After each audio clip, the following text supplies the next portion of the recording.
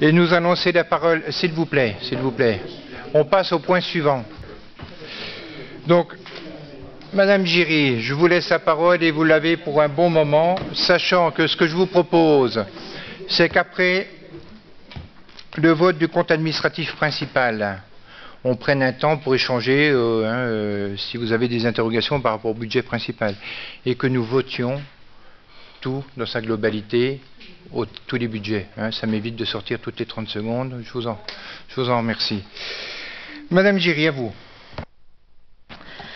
Donc, nous allons enchaîner par l'actualisation des tarifs municipaux pour l'année scolaire 2016-2017. Cette actualisation intervient chaque année au mois de juin. Donc, c'est quelque chose de relativement habituel.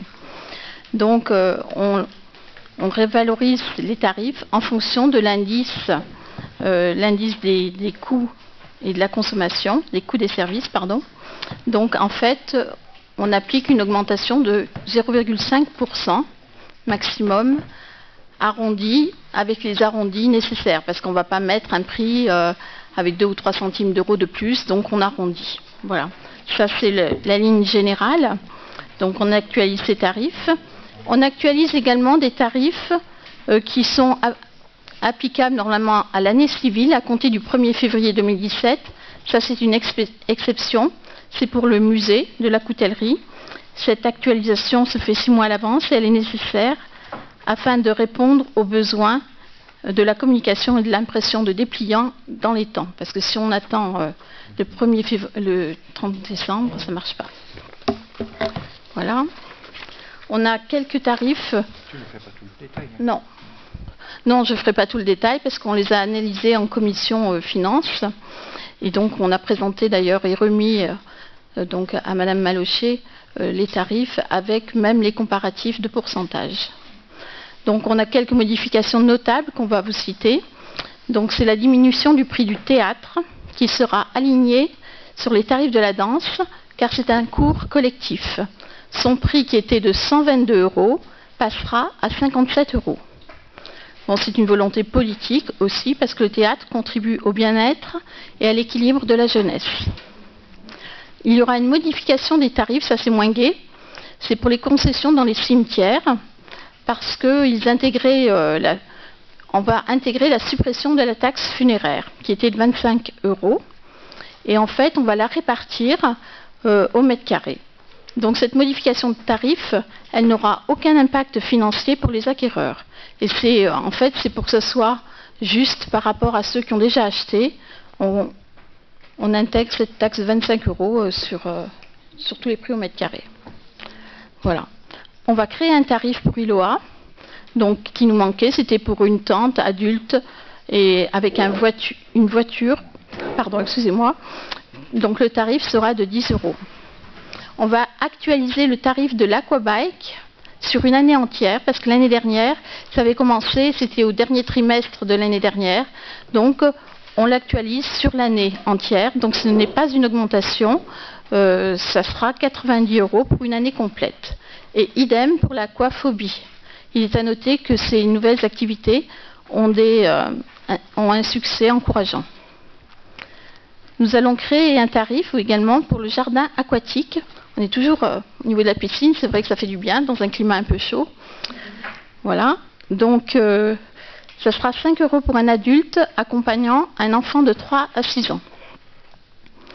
Il y aura également la création d'un tarif pour la garderie périscolaire qui sera créée et donc jusqu'à maintenant c'était gratuit, mais là il y aura une garderie périscolaire à partir de 17h30 et ça sera payant. C'est un tarif très modique puisque ça sera 12,50 € par trimestre et ça sera 1 € de façon occasionnelle. En fait, Madame Boulil pourrait vous en parler plus amplement, mais en fait ce tarif il a été créé pour adapter au mieux les contraintes liées à l'application du plan Vigipirate dans les établissements scolaires et afin d'améliorer également les temps périscolaires après la classe. Il y aura de nombreux avantages avec cette nouvelle organisation, puisque les enfants seront décloisonnés entre le primaire et la maternelle, donc ils ne seront plus ensemble. Pour la maternelle, à partir de 16h10, les parents pourront venir chercher leurs enfants à leur convenance de 16h10 à 16h45 dans la cour de récréation et à partir de 16h45 jusqu'à 18h à la garderie. La garderie sera payante à partir de 17h30. Voilà. Pour les enfants du primaire, voilà, il y aura, ce qui est important aussi, c'est qu'il y aura une étude surveillée. Jusqu'à maintenant, c'était vraiment une garderie, ils étaient tous mélangés et ils ne pouvaient pas travailler. Donc pour les enfants du primaire, il y aura une étude surveillée avec des personnes qualifiées qui auront le bac ou le BAFA de 16h45 à 17h30 avec un temps créatif d'animation et de jeu et de 17h30 à 18h. Voilà. Donc la sortie sera possible à 17h30 pour les primaires et cette étude sera payante à partir de 17h30. Ce sera une étude surveillée. Donc, comme je vous ai dit tout à l'heure, je pense que vous l'avez noté, 12,50 € par trimestre, 1 € de façon occasionnelle, mais bon, peut-être que j'ai pas à peu près. Oui, je crois que tu as tout dit, Nicole. Oui, donc nous avons réorganisé le temps périscolaire le soir suite aux attentats de novembre. On a été obligé de fermer les écoles pour les sécuriser. On s'est aperçu qu'il y avait beaucoup de dysfonctionnement dans la garderie du soir. Et comme l'a rappelé Nicole, il y avait des enfants de maternelle et d'élémentaire qui étaient ensemble, gardés ensemble dans la même classe, ce qui faisait que les enfants de primaire ne pouvaient pas faire tranquillement leurs devoirs. On s'est aperçu aussi que le fait que les enfants ne pouvaient pas sortir avant 18h, ça faisait aussi des longues journées et que les enfants, il y avait un risque de fatigue pour les enfants, que aussi les enfants qui ne pouvaient pas sortir avant 18h, c'était pénalisant pour les activités extrascolaires. Donc on a réorganisé tout ça et on a séquencé les garderies du soir en faisant un temps de cours de 16h10 à 16h45 et un temps qu'on appelait un temps studieux de 16h45 à 17h30 où ce temps est consacré aux devoirs et c'est un temps calme. Et on a fait la dernière petite demi-heure parce que l'enfant aussi a le droit de l'enfant à ne rien faire aussi. Et on a fait de 17h30 à 18h cette petite demi-heure qui sera jeu, animation, et c'est cette demi-heure, cette dernière petite demi-heure qui sera payante, avec un prix tout à fait modique, parce que c'est 12,50 € par trimestre, et on a tenu compte aussi du fait, pour ne pas pénaliser les parents qui déjà mettaient leurs enfants en garderie le matin, qui vont devoir maintenant aussi, pour ceux qui travaillent, payer une garderie le soir. On a fait un tarif forfaitaire pour ces gens-là de 30 €. Donc voilà, ça fait, c'est quand même des tarifs qu'on a tenu compte de pas mal de choses pour faire ces tarifs et du fait que les gens qui payaient déjà le matin ne soient pas pénalisés en repayant le soir. Et on a présenté cette nouvelle organisation du temps périscolaire mardi dernier aux délégués de parents d'élèves et aux enseignants. Voilà. Bon. Qui ont trouvé l'organisation innovante. Non. L'étude surveillée, elle est de 45 minutes. C'est un temps calme qui est consacré aux devoirs. Oui, et elle est de 16h45 jusqu'à 17h30. Voilà. Et en maternelle, les enfants pourront sortir au fil de l'eau en maternelle jusqu'à 17h30, ce qui n'était pas possible avant. Et il y aura des dérogations pour les élémentaires. Voilà, les enfants qui sont en élémentaire et qui ont des activités extrascolaires réintégreront la maternelle sur dérogation pour pouvoir sortir au fil de l'eau. Voilà. Il y a quand même pas mal d'avancées par rapport à ce qui existait avant. Bien, sur les tarifs, Madame Malochet. J'ai une question qui concerne la page 5, c'est la Pamparina. Il y a un grand nombre de lignes concernant des créations sur des participations, sur la présence de logos sur différents supports. Bon, ça part de 150 € jusqu'à 10 000 €. C'est la page 5. Page 5, des tarifs. Donc, on n'a pas la même. Ce que je voulais savoir, c'est si ça remplaçait les subventions ou la participation des entreprises qui subventionnent la Pamparina, ou si c'est... Disons que oui, ils s'inscriront là-dedans, si j'ai bien compris. Hein. Oui. Et ça, mais peut-être que Claude Gouillon pourra mieux vous répondre que moi là-dessus. Vous pensez que ça augmentera la participation globale ou si c'est plus pratique. Vous avez fait des projections là-dessus? Parce qu'elle est à la baisse, enfin, on a moins de subventions pour la Pamparina, donc est-ce que vous pensez que ça va compenser? Alors Madame Malochet, depuis l'année dernière, on avait mis en place un système de grille. Donc à chaque somme, il y a une contrepartie pour les entreprises. Et là, cette année, nous, on a décidé de le mettre, en fait, de l'intégrer tout simplement au tarif, plutôt que de passer quelque chose à part.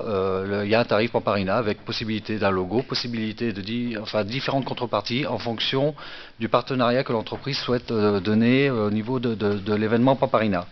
Et effectivement, il y a une ligne à 10 000, puisqu'on a eu le cas sur l'année dernière d'une entreprise qui a donné beaucoup.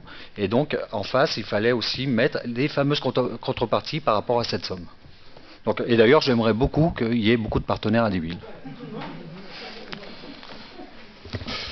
Bien, merci.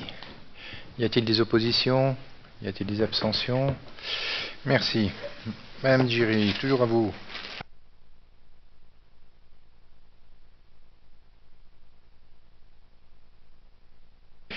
Le compte administratif 2015. Budget principal.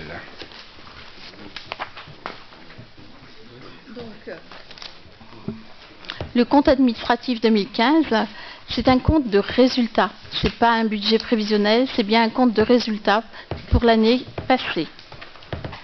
Donc, c'est du réel. Donc, comme vous pouvez le voir sur cette...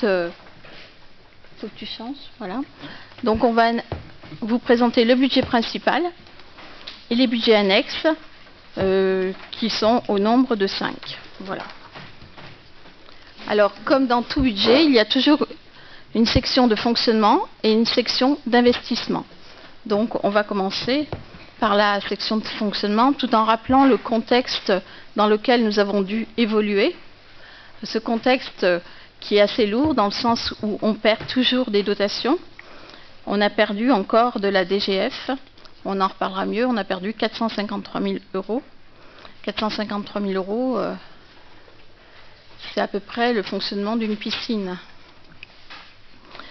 Donc, on a dû faire face à cette baisse de dotation, à une hausse des dépenses, liée à notre contribution au fonds de péréquation communale et intercommunale. On sera amené à en reparler, ce fonds qui a été créé en 2012, mais on le verra sur la diapositive après. Vous verrez, ce sera plus clair avec un graphique. Voilà. Ça, c'est la DGF, la dotation globale de fonctionnement. Bon, toutes les communes sont assujetties à cette baisse de dotation.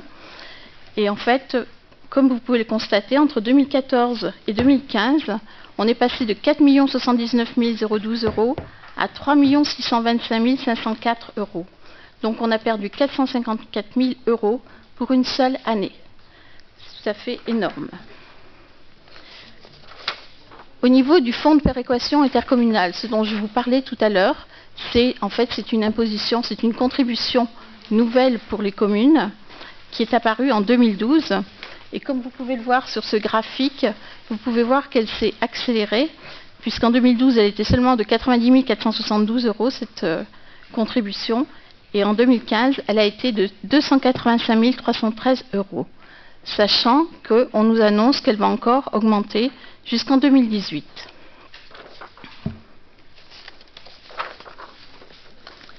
Voilà, au niveau de l'architecture du budget, c'est toujours pareil, c'est ce que je vous disais tout à l'heure.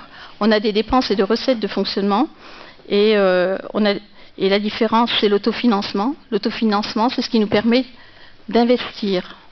Parce que si on voulait avoir un budget hyper bien fait, ce serait bien, hein. On aurait un tiers d'autofinancement, un tiers d'emprunt et un tiers de subvention. Voilà. Et on a toujours des dépenses et des recettes d'investissement. Donc on rentre dans le vif du sujet avec ce compte administratif 2015. D'ores et déjà, on peut dire quand même globalement que, pour vous le présenter, c'est quand même un budget où les dépenses ont été maîtrisées. Et vous pourrez le constater vous-même. Donc en fait, on est même allé au-delà de ce qu'on espérait. Donc il y a une parfaite maîtrise des dépenses. Au niveau des dépenses de fonctionnement, on a cru bon, utile, de vous faire une différence entre le compte administratif 2014 et le compte administratif 2015. Donc ça vous permet de comparer, de voir l'évolution. Donc les charges à caractère général, au chapitre 011, la ligne d'en haut, vous pouvez constater qu'en 2015, les dépenses se sont élevées à 4 430 228 €. Par rapport au chiffre de 2014, c'est une baisse de 4,2%.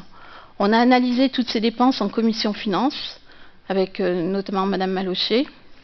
Donc on a pu constater que quasiment toutes les dépenses ont baissé, sauf l'électricité, les dépenses liées aux TAP qui ont augmenté, et on a eu également des nouvelles dépenses liées au remboursement de charges à Tierco pour l'urbanisme, puisque vous savez que, enfin vous ne le savez peut-être pas, mais l'urbanisme est maintenant une compétence de la communauté de communes, et ça c'est la loi qui nous l'a imposé. Donc au niveau des charges à caractère général, donc, elles ont baissé de 4,2%. Au niveau des charges de personnel, eh bien, on peut dire qu'elles ont été contenues, même plus que ça. On va d'abord analyser ça. Donc au niveau des charges de personnel, vous pouvez voir qu'entre 2014 et 2015, elles ont seulement augmenté de 0,8%. Il faut savoir qu'en général, les charges de personnel augmentent environ de 2% par an en fonction des évolutions d'indices. Donc 0,8%, c'est bien, mais quand on veut analyser vraiment les charges de personnel, il convient de les analyser avec les atténuations de charges. Les atténuations de charges, en fait, ce sont des recettes qu'on perçoit. Pardon, je vais peut-être un peu vite. Voilà. Donc, en fait, vous verrez tout à l'heure sur le graphique, on a fait un petit graphique pour comparer l'évolution des charges de personnel en intégrant ces atténuations de charges. Donc, en dépenses, les charges de personnel étaient à 10 153 290 €. Au niveau des reversements, c'est ce dont on a parlé tout à l'heure, c'est le fonds de péréquation intercommunale et communale. Il faut savoir qu'on est à la fois contributeur et bénéficiaire. Bon, ce sont des jeux comptables qui compliquent un peu la lecture de ce genre, de ce reversement, puisque là, ça nous a coûté cette année, en 2015, 451 255 €. Et l'année dernière, c'était 335 599 €. Sachant que le FPIC, vous le verrez tout à l'heure, il apparaît également en recette. Donc quand on fait le bilan global, il a augmenté de 74 000 € par rapport à l'année dernière, le FPIC. Voilà. Et la contribution nette pour cette année, comme vous l'avez vu sur le graphique, c'est 285 313 €. On a également le reversement de la DGD Transport pour 252 549 €. Il faut savoir que ça c'est neutre puisqu'on le retrouve en dépenses et en recettes. C'est pour l'étude, donc on le trouve en dépenses et en recettes. Les autres charges de gestion pour 2 125 365 €, comme vous pouvez le constater, elles sont stables. Elles ont même baissé de 0,1%. Donc on peut dire qu'elles sont stables. C'est quoi ces autres charges de gestion ? Eh bien, c'est le SDIS, notre participation au SDIS, notre participation au TUT, au CCAS et les contributions, nos subventions aux associations. Pardon. Bon, le SDIS, on a versé 392 000 €, c'est peut-être pas la peine de rentrer dans le détail. Hein ? D'accord. Juste les subventions aux associations, quand même, c'est 582 887 €.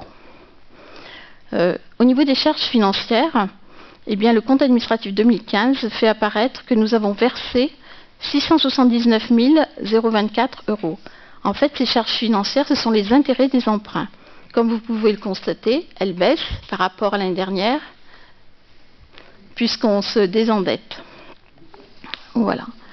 Donc, le total de ces dépenses, sans compter les dépenses exceptionnelles, parce qu'il faut savoir que les dépenses exceptionnelles, vous le verrez tout à l'heure, elles faussent le résultat, elles le modifient. Donc le compte administratif 2015, donc c'était 18 91 711 €. Par rapport au compte administratif 2014, on a baissé de 0,2%. Et là, on peut faire un peu une pause. On se rend compte que si on avait touché, je vous laisse regarder le tableau, le reversement fiscal FPIC, qui était de 335 599 € en 2014, s'il avait été du même montant en 2015, nos dépenses de fonctionnement n'auraient pas baissé de 0,2%, mais de 0,9%. Donc c'est quand même intéressant.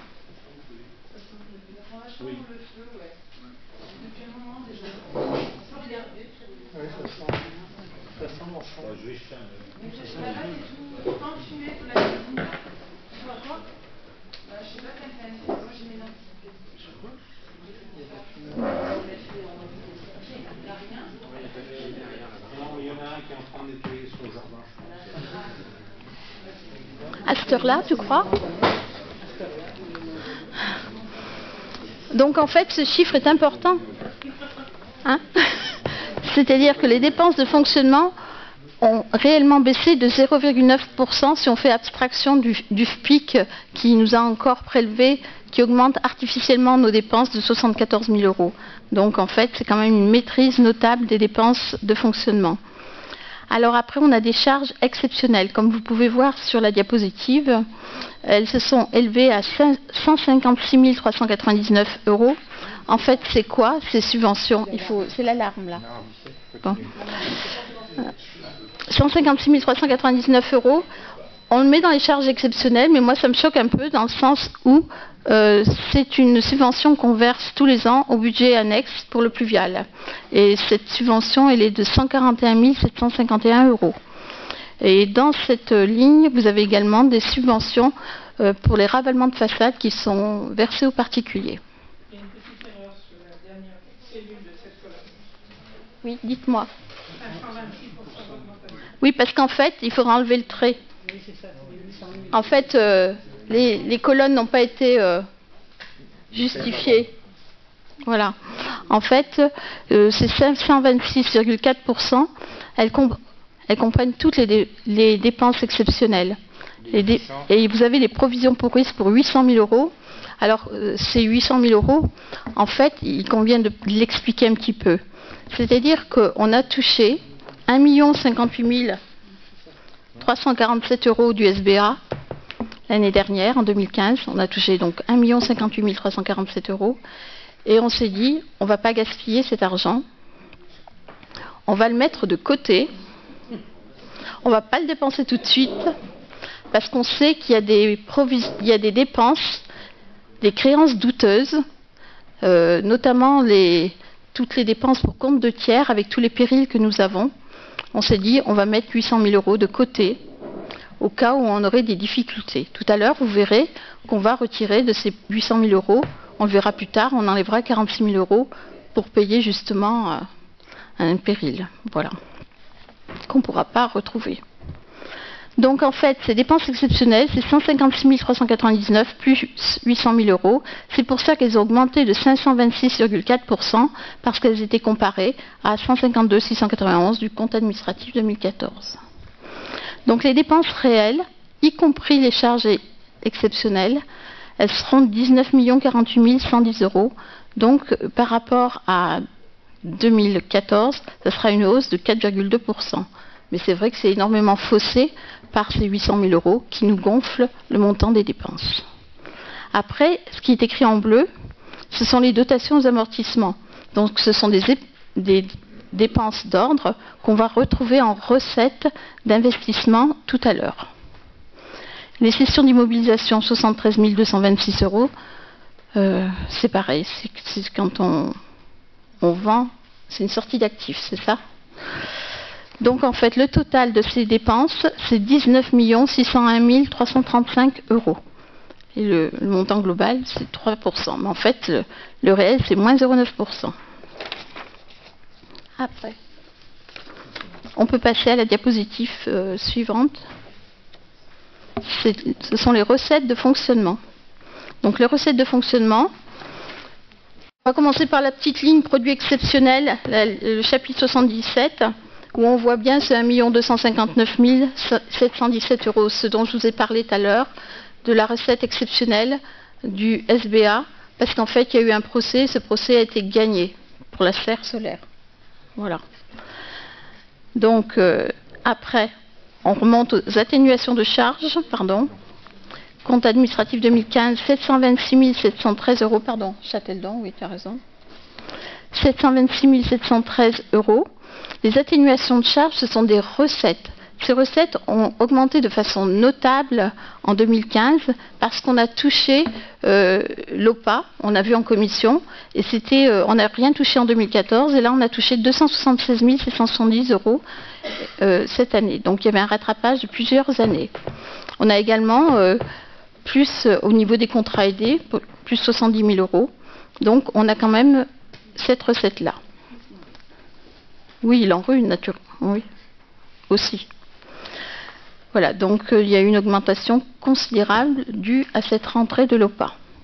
Au niveau des produits et des services, eh bien, comme vous pouvez le constater, les produits et des services, c'est quoi? Eh bien, en fait, c'est chaque fois que les Tuernois, enfin, qu'on a des entrées au musée, au conservatoire, à la piscine, toutes les entrées payantes, les droits de place, les concessions dans les cimetières, tout ça, ça fait un certain montant qui est stable puisqu'il n'a augmenté que de 0,5%. Ce qui est à peu près normal, je dirais même que c'est tout à fait normal, puisque comme vous avez vu, les tarifs, on les augmente d'environ 0,5%. Au niveau des impôts et taxes, là, ça mérite des commentaires, puisqu'on est passé, on est à 12 634 030 euros, enfin on était en 2015, par rapport à 2014, on a quand même gagné plus de 600 000 euros, donc ça mérite des explications. Pourquoi? Ces 600 000 euros, en fait, on a touché un rappel par rapport à la TASCOM, parce qu'en 2014, on ne l'avait pas perçu. Donc on a eu un rappel, on l'a touché, et en plus, donc ça fait deux fois la chose. Puisqu'on a touché exactement 217 000 euros de régularisation de TASCOM. Il faut savoir que quand on regarde un petit peu l'analyse des recettes fiscales, on se rend compte que chaque année, ça peut varier, notamment pour ce genre de choses.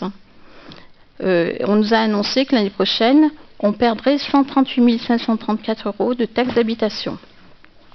Voilà. Après, les autres produits de gestion courante, c'est quoi? C'est 376 679 euros. En fait, ce sont des loyers, puisque la ville de Thiers est propriétaire de bâtiments, et en fait, ce sont les rentrées des loyers. Donc ça a légèrement augmenté. Les produits, donc le total des recettes hors exceptionnelles, ça fait 20 706 003 euros. Donc c'est une progression de 3,5% par rapport à l'année dernière. Donc c'est quand même notable. J'ai dû oublier une ligne. Est-ce qu'on peut juste demander quelque chose? Oui, j'ai oublié la ligne des dotations et participations. Est-ce que vous avez dit que l'année prochaine, il y aurait une baisse de taxes d'habitation de 138 000, c'est ça? On nous a annoncé, oui, parce que à cette époque-là, on reçoit toujours un avis, et on nous a dit, parce que l'année dernière, oui, je pense qu'il y avait eu des recettes au niveau des taxes d'habitation, enfin, fiscales. Bon, je ne sais pas s'il faut rentrer dans le détail, il y avait des... Et là, ça va rebaisser. Donc les gens avaient eu des hausses de taxes d'habitation, mais pas du fait de la ville de Thiers, du fait de toute la France. Hein. C'était toute la France qui était dans cet état-là. Donc là, ça va rebaisser légèrement. Et j'ai oublié, pardon, de vous commenter le chapitre 74, pardon, dotation et participation, pour 6 121 720 euros. En fait, c'est ce que je vous disais, c'est là-dedans qu'on retrouve la DGF. Elle a baissé de 454 000 euros. Par contre, on a eu un peu plus de recettes pour la CAF, pour la halte garderie, l'étape, et par le FISAC et par la DRAC aussi. Voilà. Donc, au niveau après, donc le sous-total des recettes réelles, c'est 21 965 720 euros. Les travaux en régie, ce sont des dépenses d'ordre. Ce sont des recettes d'ordre, pardon, qu'on va retrouver en dépenses d'investissement. Et les cessions d'immobilisation, ce sont des cessions d'actifs. Voilà. Ça nous fait un total de 22 21 706 euros. Donc une augmentation des recettes de 8%, ce qui est quand même bien. Après ce tableau, je ne vais pas vous le commenter. Il faut qu'on change, voilà. En fait, je ne vais pas vous le commenter, puisqu'en fait, c'est le récapitulatif des deux tableaux qui ont été scindés tout à l'heure. Les dépenses et les recettes de fonctionnement. Donc on retrouve heureusement les mêmes chiffres. Ce qui nous fait on compare les dépenses et les recettes, puisque vous avez 22 021 706 euros de recettes pour 19 601 335 euros de dépenses. Mais on regarde aussi les recettes réelles pour le fonctionnement brut. Les recettes réelles, c'est 21 965 720 euros. Et les dépenses, c'est 19 48 110 euros. Donc en fait, quand on fait la différence, ça nous donne un excédent de fonctionnement brut de 2 917 610 euros. Voilà. Après. Donc là, c'est simplement un petit rappel pour que vous visualisiez mieux la baisse des charges à caractère général qui sont passées à 4 430 000 euros. Donc en fait, vous voyez, il faut regarder le graphique en rouge. En rouge, c'est le compte administratif et en bleu, c'est le budget prévisionnel. Il est vrai que le budget prévisionnel prévoit toujours plus en général que le réalisé, hein, toujours même. Donc en fait, ça vous donne une idée. Voilà. Après, par rapport au budget des ressources humaines, donc les charges de personnel, en fait, ce graphique a pour but de vous faire comprendre que quand vous voyez le chiffre d'en haut à 10 153 000 euros, qui est en rouge, c'est le chiffre que je vous ai présenté pour les dépenses de personnel. Et quand on enlève les atténuations de charges, c'est-à-dire les recettes que nous avons perçues, aussi bien comme tout à l'heure on disait qu'on avait reçu l'OPA, 270 000 euros, tout ça, et bien quand on intègre ces atténuations de charges, ces recettes, on a un coût du personnel qui est de 9 428 000 euros en 2015. Prévisionnel, excusez-moi, j'ai pas réussi à l'enlever. J'ai oublié. Voilà. Donc en fait, on a baissé de 2,9% par rapport à l'année dernière. Voilà.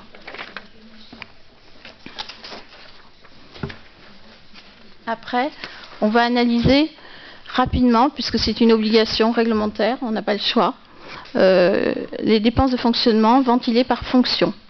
En fait, c'est vrai que ça nous donne des pourcentages par rapport aux services généraux, 15,6%, la sécurité et la salubrité publique, 5%, l'enseignement et la formation sont nos écoles notamment, 10,8%, la culture, c'est aussi bien les musées que l'espace, que le conservatoire. Le sport et la jeunesse, ça intègre tous les terrains de sport, la maison des sports, la piscine, voilà. Et la jeunesse, la maison de la jeunesse.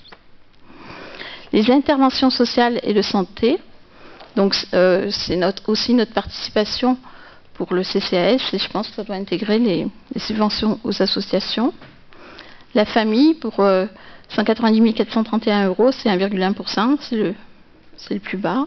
Le logement, 558 846 euros, 3,3%. Les aménagements urbains, c'est là où on dépense le plus. Hein. Donc, tout ce qui est aménagement urbain, c'est aussi l'aménagement de l'espace public, 5 305 194 euros. Les espaces verts, 31,4%. La voirie. Et donc, l'action économique et le tourisme, pour 332 623 euros, et ça compte pour 2%. Alors, quand je dis que j'aime pas trop présenter ce tableau au niveau des fonctions, ça a une raison d'être. C'est qu'en fait, vous voyez ces opérations non ventilables pour 2 690 337 euros. Je trouve que 2 690 337 euros, c'est énorme et que moi, j'aimerais bien que ça soit ventilé. Mais bon, ça sera peut-être plus tard.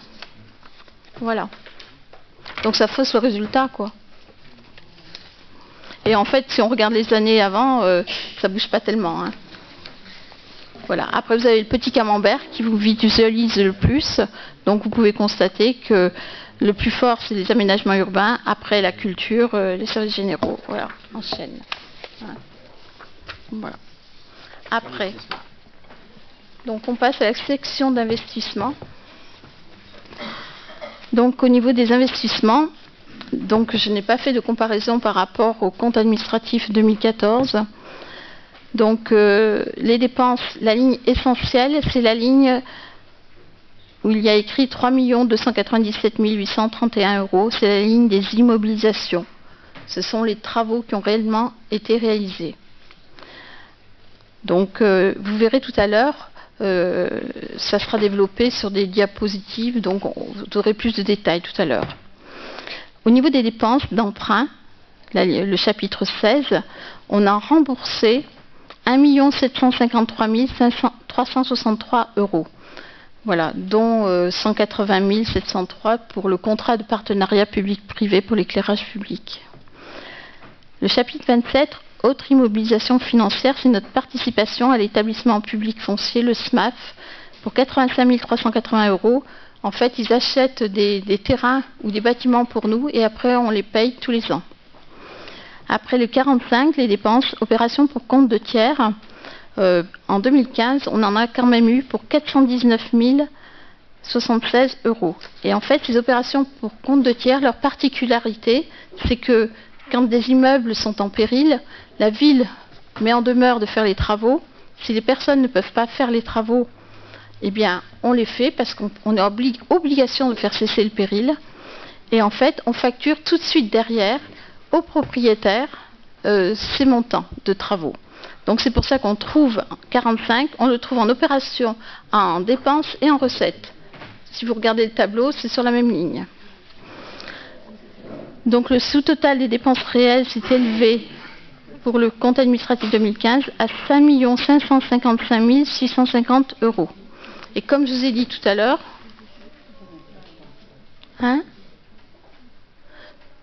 on avait des recettes au niveau du fonctionnement pour les travaux en régie. Là, ça devient en dépenses au niveau de l'investissement, comme je vous l'avais dit. Voilà. Donc, les dépenses totales de l'exercice, y compris les opérations d'ordre, s'élèvent à 5 611 636 €. Au niveau des recettes, eh bien, au chapitre 10, on a le fonds de compensation de la TVA et la taxe locale d'équipement. Le fonds de compensation de la TVA, en fait, il faut savoir que qu'en investissement, on paye avec la TVA.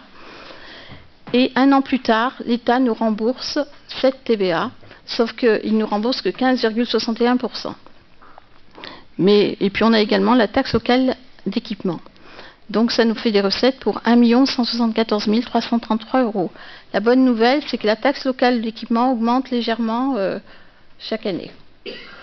Au niveau du chapitre 10, excédent de fonctionnement capitalisé pour 1 116 833 €, il faut savoir que c'est l'affectation, ce sont des chiffres comptables, c'est l'affectation des résultats de 2014. Au niveau des subventions, nous avons eu 976 851 € en 2015.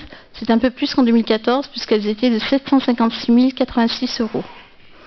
Au niveau du chapitre 16, emprunts et dettes, les recettes ont été d'1 280 155 €. Ça veut dire qu'on a emprunté 1 280 155 €. Alors comme je vous l'ai déjà dit, pour ceux qui viennent régulièrement, en fait, on peut constater qu'on s'est désendetté de 473 000 € parce qu'on a remboursé 1 753 363 €. On a remboursé en capital sur la ligne dépenses 1 753 363 €. Et on a eu en recette 1 281 000. Donc on a moins 473 000 € d'endettement en moins. Au niveau du chapitre 20, subventions d'équipement versées. En fait, en recette, on a touché 43 939 €. C'est le FISAC et également, je sais plus. C'est le FISAC essentiellement. Oui, 43 000, de toute façon, c'est pas énorme. Au niveau des recettes, immobilisation en cours, pour 24 539 €, c'est un remboursement d'avance qui est accordé en début de marché aux entreprises. Donc, après, ils nous remboursent. Et puis, on retrouve en chapitre 45 les opérations pour compte de tiers pour 419 076 € comme en dépenses. Donc, le sous-total des recettes réelles est de 5 036 726 €. Et comme je vous l'avais dit tout à l'heure, on avait en dépenses d'ordre au niveau du fonctionnement 479 999 €. Et bien là, on les trouve en recettes d'investissement pour le même montant. Et pareil pour les sessions d'immobilisation pour 73 226 €. Ça nous fait un total de recettes de l'exercice de 5 589 951 €. Ce qui nous fait un solde d'investissement quand on enlève les dépenses et les recettes, un solde négatif de 21 685 €. Après, donc, on vous a fait un petit tableau pour vous expliquer globalement où passer les investissements. PRU, ça veut dire, en fait, c'est tout ce qui est en rue, quoi. Voilà. C'est le renouvellement urbain. Donc, en fait, en 2015, il y a eu 1 215 010 € de financés pour tout ce qui est en rue, renouvellement urbain. Donc, les projets hors PRU et les investissements divers, en fait, c'est à peu près 2 millions d'euros. Ce qui nous fait un total de 3 297 830 €. Voilà. C'est relativement... Bon, ça varie parfois. Hein. Voilà. Je ne vais pas détailler toutes les lignes parce que ça va vous épuiser. Juste, pardon, quelle est la nuance entre projet hors PRU et investissement divers? Moi, je trouve que c'est une bonne question. En fait, franchement, moi, je trouve que c'est une bonne question. Parce que, en fait, je me la posais également. En fait, on est parti sur les tableaux qui étaient de l'ancienne municipalité. Je ne sais pas qui c'était, ces gens-là, mais en fait... Il y a ce qui relève de l'ANRU directement, et puis ce qui relève Il y a des investissements récurrents aussi, peut-être. C'est la différence entre projet hors PRU et investissement divers. Les investissements récurrents, peut-être. Parce qu'on se rend compte qu'on a pas mal... Non, les divers, c'est récurrent. Mais divers ou récurrents, c'est peut-être la même chose. Voilà, je pense, oui. C'est-à-dire c'est des investissements sur lesquels il n'y a même pas, pas grand-chose à choisir. On n'a pas trop le choix. Il faut les faire. Je pense que c'est ça. Ah oui, c'est ça. Mais je me renseignerai. Hein. C'est sûr, c'est ça. Vous avez raison, c'est une bonne question. Je ne peux pas lui dire 10 fois. Non mais, écoute, on ne va pas s'épuiser. Hein. Donc au niveau des investissements, vous pouvez constater par un graphique que les investissements, ils varient énormément d'une année sur l'autre. En fait, ils peuvent varier notamment, bon, en 2008, on a eu un pic, c'est vrai que c'était la place, quoi. Donc on a eu ce pic-là, entre autres, voilà. Et donc en fait, on est obligé de revenir dans une marge beaucoup plus raisonnable parce que nos finances ne nous le permettent pas. Voilà. Donc en 2015, on a eu 3 298 000 € d'investissement. Donc on va vous détailler rapidement les principaux investissements. Donc vous allez voir, voilà, il faut que tu passes la diapo d'après. Merci. Donc en fait, on a investi en 2015 169 695 € pour la résorption de l'habitat dégradé. C'était pour les 19 et 21 rue Mercière, pour le 6 rue du Bourg et le 2 rue du Pirou. Donc ça, c'était au niveau des étages. Et en bas, on fait des commerces. Donc c'est pour ça qu'il y a une dépense de 193 132 €. Alors on continue. Au niveau du renouvellement urbain, en 2015, on a démoli la maternité de l'ancien hôpital pour 268 784 € en vue de la réalisation d'une future résidence senior. Comment? Et pour faire le parking, mais on attend un peu quand même. Hein. Après, il y a eu la restructuration du carrefour Janzé pour 215 229 € et la place du Chassin pour 40 766 €. À Iloa, il y a eu divers aménagements, dont l'aire de camping-car pour 123 353 €. Pour le cimetière des Limandons, on a aménagé un jardin du souvenir avec une colonne du souvenir, puisqu'il faut mettre les noms des personnes, un puits de cendres et également une table de recueillement pour que les personnes puissent poser l'urne. Il y a également eu un nouveau columbarium. Bon, le portail, c'est un agent de la ville de Thiers qui a refait le portail à neuf. Enfin, voilà. Le portail du cimetière nouveau, pas de l'ancien. Il y a eu quelques travaux d'entretien et de rénovation. Pour les espaces verts, on est toujours obligé d'acheter du matériel, du mobilier, des plantations d'arbres pour 56 385 €. Pour la piscine, il y a eu les travaux des gaines de la piscine qui se sont épuisés pour 54 393 €. Au niveau des investissements récurrents, il y a eu un programme de voirie conséquent pour 774 932 €. Alors bon, il n'y a peut-être pas toutes les rues qui ont été faites, mais on peut vous en citer quelques-unes. Non, c'est pas la peine, vous savez lire. Hein? Moi, je pense. Ok? Je vous laisse 3 secondes. Non. Non. Après, donc on a fait des investissements dans les écoles. Donc il y a eu 80 887 € de travaux. Il y a eu également pour le mobilier, enfin pour les 21 261 €. Je pense qu'il y a eu un peu plus parce que ça me paraît un peu faible. Donc après, on vous a fait un petit tableau sur le pourcentage de réalisation des dépenses et des recettes. Alors, sur ce compte administratif 2015, en fait, le taux de réalisation des dépenses a été de 87,53% et pour les recettes, il a été de 98,33%. Ce qui est important de dire, c'est qu'en fait, pour les recettes, plus on s'approche de 100%, mieux c'est. Et pour les dépenses, moins on s'approche de 100%, mieux c'est. Donc en fait, ça s'inverse. Ah ben oui. Oui, enfin, oui. Bon, ok. Donc en fait, c'est pas mal, quoi. On peut le dire quand même. Au niveau des recettes, c'est bien.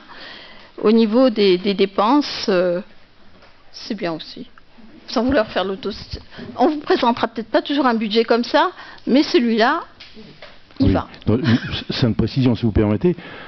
Quand on fait 87% des dépenses, oui, c'est peut-être que les prévisions n'étaient pas bonnes non plus. Et 86,09, c'est comment? Et pardon? Et 86,09, c'est comment? C'était en 2013. Je sais pas, je vois pas là sur le tableau. Ah oui, moi je trouve que vous avez une vue. C'est bien, vous avez une vue sélective. Non, mais c'est important. Non, mais ça c'est une vieille tendance dans les collectivités territoriales, entre autres, de forcer les budgets de dépenses, comme ça pour être sûr de finir en dessous et dire c'est bien.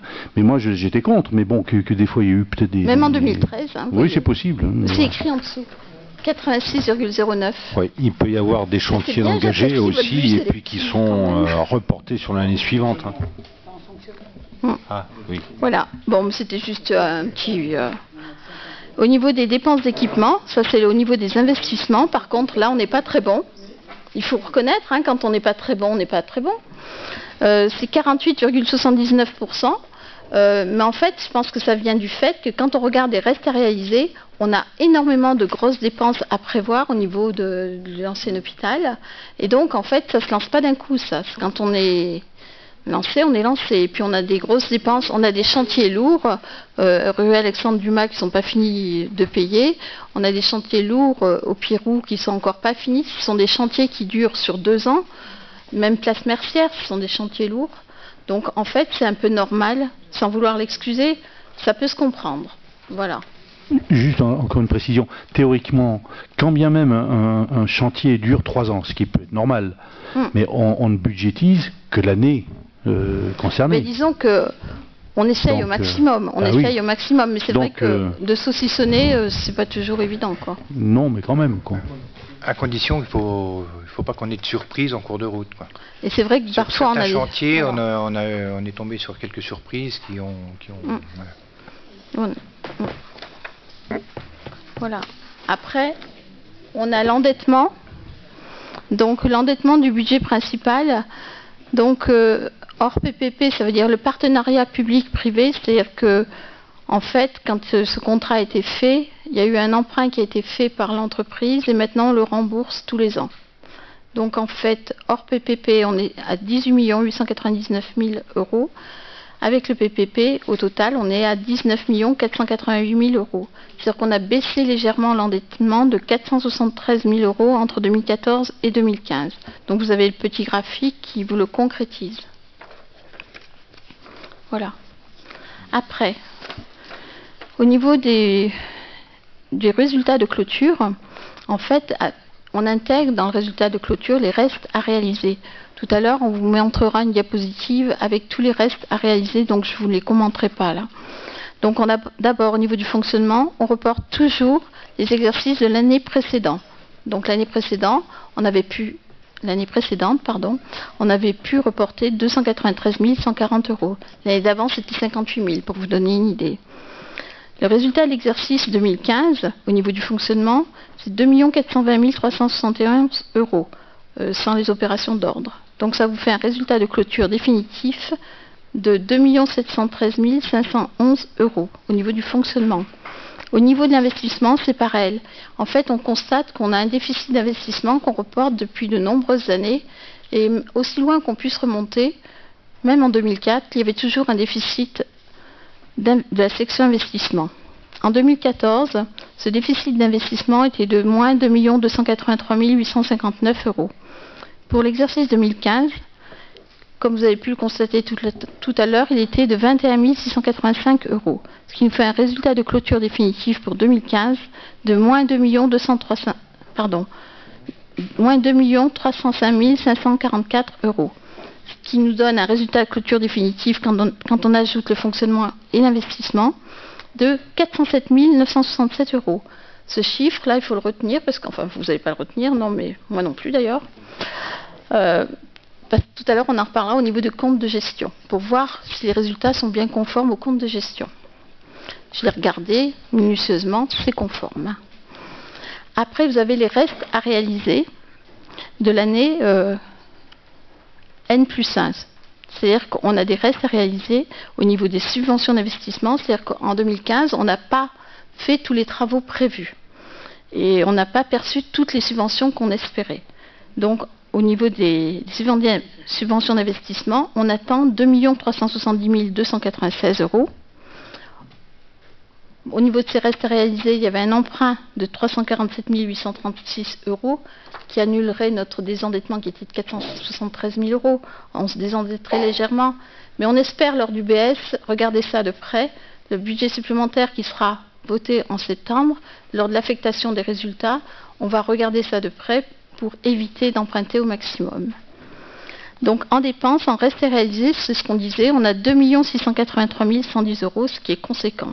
Ce qui nous fait un résultat de clôture définitif avec les restes à réaliser de 442 989 €. Alors là, on a juste une petite diapositive sur les restes à réaliser.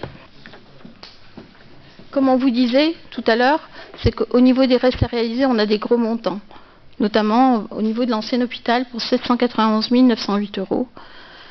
L'îlot Mercière, vous avez pu constater que c'était en travaux. Et là aussi, on aura encore des choses à payer en 2016 et même de l'année dernière, 305 477 €. L'îlot du Mas, c'est pareil, sans compter les surprises qu'on a. On en parlera lors du BS, on ne va pas en parler maintenant. Oh, non. On a des espaces publics Mercières pour 210 600 €. Enfin, je vous laisse lire peut-être. Hein? Voilà.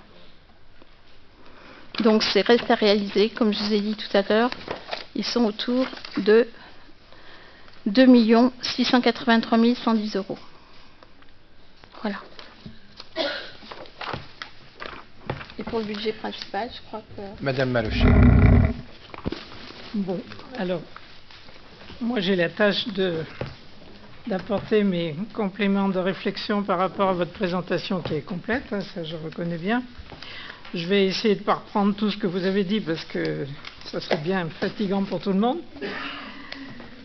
Dans les grandes lignes, ce que je peux vous dire, en ce qui concerne le fonctionnement, pour les dépenses, effectivement, vous avez maintenu la dépense puisqu'elle a augmenté de 0,2%.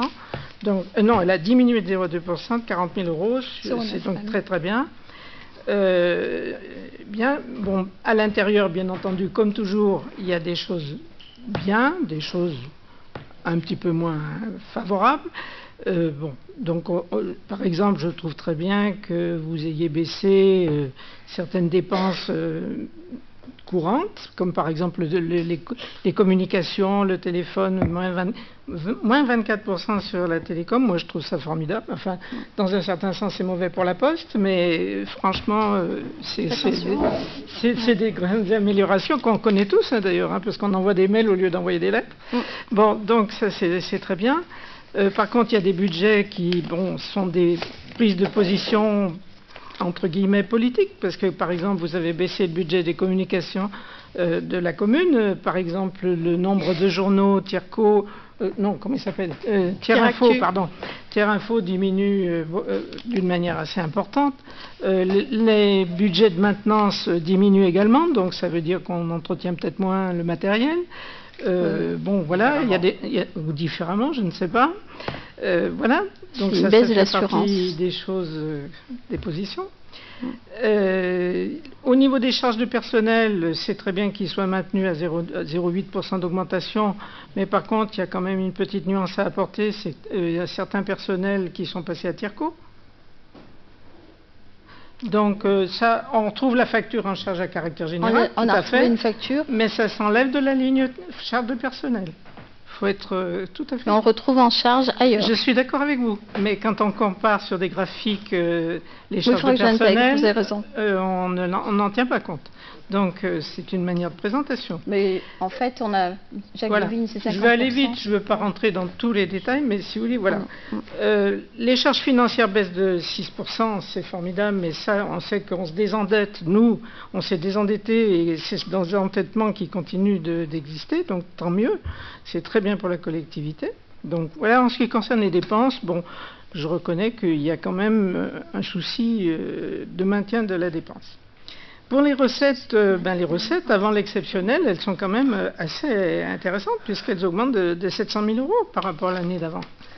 Là-dedans, bien sûr, il y a des atténuations de charges qui sont venues et qui sont un peu exceptionnelles. Hein. Il y a 270 000 € qui sont arrivés. On ne les a pas eu en 2014. Vous avez des impôts et taxes et quand on les ramène avec la ligne suivante, c'est-à-dire les dotations, tout ce qui rentre, si vous voulez, au niveau fiscal, au global, quand on ajoute les deux lignes, je sais bien que ça déplaisait à M. Mefta l'autre fois, mais dans les budgets, mais total, les deux lignes augmentent. On a été pénalisé l'année dernière. Voilà. Donc mais voilà. Bon, l'année d'avant, je veux dire en 2014. Je reconnais qu'il y a eu un rappel d'une TASCOM qui fait du bien, mais n'empêche qu'au global, il y a 310 000 € d'écart positif. Donc tout ça s'additionne avec ces 300 000 € 270 000 € d'OPA. Donc les recettes, malgré tout, ont augmenté.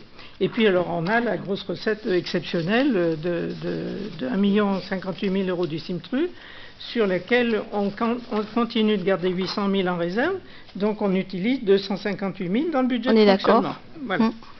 Donc tout ça, c'est une forme de recette un peu exceptionnelle.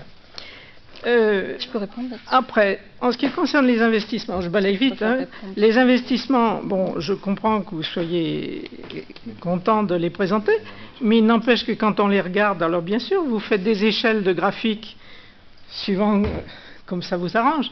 Ah non, c'est pas vrai. Si, voilà, c'est un peu dur ça. C'est pas acceptable ça. Si. Je suis désolée. Il y a des, pas comme ça vous arrange. des échelles qui sont tout à fait. Suivant comment on met le graphe, c'est très. Oui, enfin bon, je ne veux pas revenir. Je pense que tout le monde aura. Laquelle? Bon. Non, mais il faut me dire laquelle parce que. Allez, je ne veux pas chercher de polémique plus que là, mais regardez-le. Les baisses des investissements, malgré tout, hein, on était à 4,2 millions, 4,056 3,5 millions, 3,3 millions. Ça veut bien dire que les investissements baissent dans la commune. Hein. Alors je sais bien qu'on fait ce qu'on peut avec ce qu'on a. Hein, voilà, ça c'est sûr. Mais en attendant, ne disons pas que la ville investit, donc elle investit moins. Bon. On n'a pas le choix. Hein. Ah mais je comprends bien que... Vous ne vouliez pas dire ça. Je comprends, mais disons les choses. Bon. Oui, mais je vous réponds. Voilà. Oui, mais c'est très bien. C'est très bien qu'on ajuste avec ses revenus. Vous parlez de désendettement. Alors c'est là que je ne vais pas être tout à fait d'accord avec vous. Parce que effectivement, quand on regarde le remboursement de capital, c'est bien 1 753 000. Quand on regarde l'emprunt qu'on a pris, c'est-à-dire 1 276 000, c'est juste. Donc on s'est bien, soi-disant, désendetté de 477 000 €. 473. 473, si vous voulez. Oui, vous avez raison, d'ailleurs. Vous avez raison. Les recettes exceptionnelles, il faudrait quand même en tenir compte. Je suis d'accord, mais pas là-dessus. Vous avez eu une avance remboursable de FCTVA, remboursable sur 2 ans, de 535 000 €. C'est comme si vous aviez eu un prêt. Ensuite, vous à avez, 0%, oui. Voilà. Vous avez une avance du FISAC de 43 000 €. Donc ça fait déjà 580 000 €. Quand on additionne ce que vous avez prélevé sur l'avance du CIMTRU, c'est-à-dire les 258 000 dont je viens de vous parler, donc déjà ça vous a amené en trésorerie 838 000 €. si on ajoutait, si on voulait aller plus loin encore, le retard de l'OPA qui a été rattrapé de 270 000, ça fait quand même la petite somme de 1 100 000 euros qui vous est, tant mieux, tombé du ciel. Je suis Tombé ravi du que ciel, le j'irai ciel pas ait- jusqu'à là. Je suis ravi que le ciel ait pensé à nous. Faut pas. quand Donc, même, hein. ce qui veut dire que quand vous annoncez un désendettement sur votre beau tableau final, sur la ligne uniquement budget général, hein, et si dans le budget général j'enlève le PPP, donc là celui-là il est constant en désendettement chaque année, votre désendettement sur le principal il est de 292 000 euros. Alors en fait, c'est pas du tout 292 000 euros de désendettement, vous êtes endetté. Vous êtes endetté de 800 000 euros. Entre 1100. Oui. Alors votre analyse est intéressante parce que vous enlevez toutes les recettes qui vous dérangent. Non, C'est extraordinaire. C'est la première fois que je vois ça. c'est pas des recettes qui Mais me je suis dérangent. d'accord pour les recettes exceptionnelles qu'il faut les enlever. Je suis complètement d'accord avec vous dans le sens où on a eu 1 058 000 euros du CIMTRU Oui. et on en a mis 800 000 euros en De dépenses de côté en Oui. provision pour Je risque. suis d'accord. Provision pour risque qui aurait dû être faite depuis 2006 quand même. Oui, bon. Donc, en fait, on est d'accord sur le fait qu'on a eu 258 000 euros qu'on a réinvesti dans le budget. Alors, je suis complètement d'accord. C'est-à-dire qu'on a un autofinancement Mais il y a pas brut, que ça. Et le un excédent, écoutez-moi, on a un excédent de fonctionnement brut de 2 917 610 euros. Donc, je suis d'accord sur le fait qu'on doit enlever 250 000 euros. Oui. Donc, on arrive à 2 650 000 euros.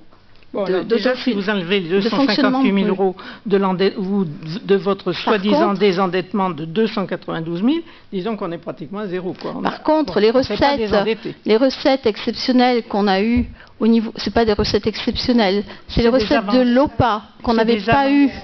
C'est des atténuations de charges qu'on n'a pas eues en 2014. On a assez gémis là-dessus d'ailleurs. Je veux bien à la limite sur l'OPA. On a avoir gémis des pour précautions. donc vous enlevez les 270 000 euros. Les avances que l'État vous a fait de TVA D'accord.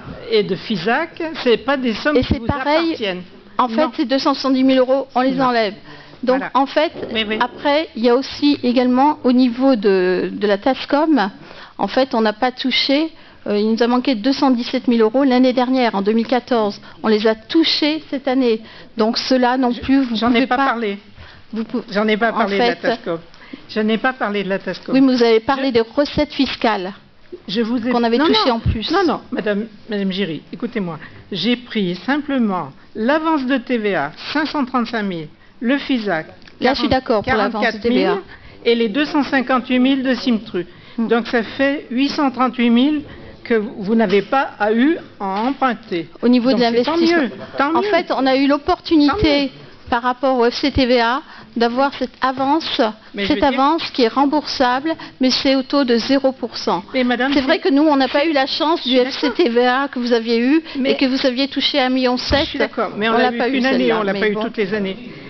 Non, mais écoutez, moi je dis Bon, que mais je pense que c'est- vous êtes c'est pas un peu dur. désendetté. Sur le fond, vous vous êtes pas désendetté. Heureusement qu'il y a eu des recettes exceptionnelles et que dans le fond, la collectivité se retrouve Donc quand même. l'appréciation, Votre nous n'avons pas analyse du est pas nous, très on n'a pas la même, objective. Elle est pas la très même analyse. objective, quand Ah, même. mais moi je fais une analyse Donc de j'essaie pas gestionnaire. oui, c'est tout. j'essaie pas de vous Oui, convaincre. si, si. Monsieur Meftin, et puis L'analyse n'est pas objective. Si, Et on ah, continue. si, quand on sait gérer, si. Mais bon. T'as 30 Allez. secondes. Juste un mot, Madame Malochet, sur la définition de l'endettement. Voilà. Vous qui êtes une gestionnaire, l'endettement, c'est de l'argent qu'on doit. C'est ce qu'on doit à une banque. Voilà. Donc, sur 2015, l'endettement, il a baissé de 273 000 euros. Après les recettes exceptionnelles, écoutez, 473 000 euros, PPP compris. Non, PPP compris. non, parce que les deux avances qu'on vous a fait pour le FISAC, c'est dû aux commerçants et le FCTVA. ça sera L'endettement, remboursable. la Donc, c'est définition, pas vrai. l'endettement, c'est ce qu'on doit, c'est les crédits en cours. Ça, c'est la définition. Après, tout le reste, les sorties, les rentrées, vous pouvez faire toutes les gymnastiques possibles, ce que vous voulez. Voilà. On s'est désendetté de 473 000 euros en 2015. Voilà. Oui. Madame C'est pas Malochet, moi qui le veux, c'est Si je puis me permettre. la Madame définition. Malochet, vous avez votre analyse. Bon, Oui. voilà. Non, simplement, si je peux essayer de tenter une synthèse, c'est que, non mais effectivement, 30 secondes. les chiffres tels qu'on les voit annoncent un désendettement pour 2015 et on en est tous heureux. Voilà. Simplement, c'est vrai que la collectivité a bénéficié d'effets d'aubaine. Voilà, donc l'avance du FCTVA, ce qui était fait pour relancer les investissements, j'imagine, hein, de la part de l'État, tant mieux.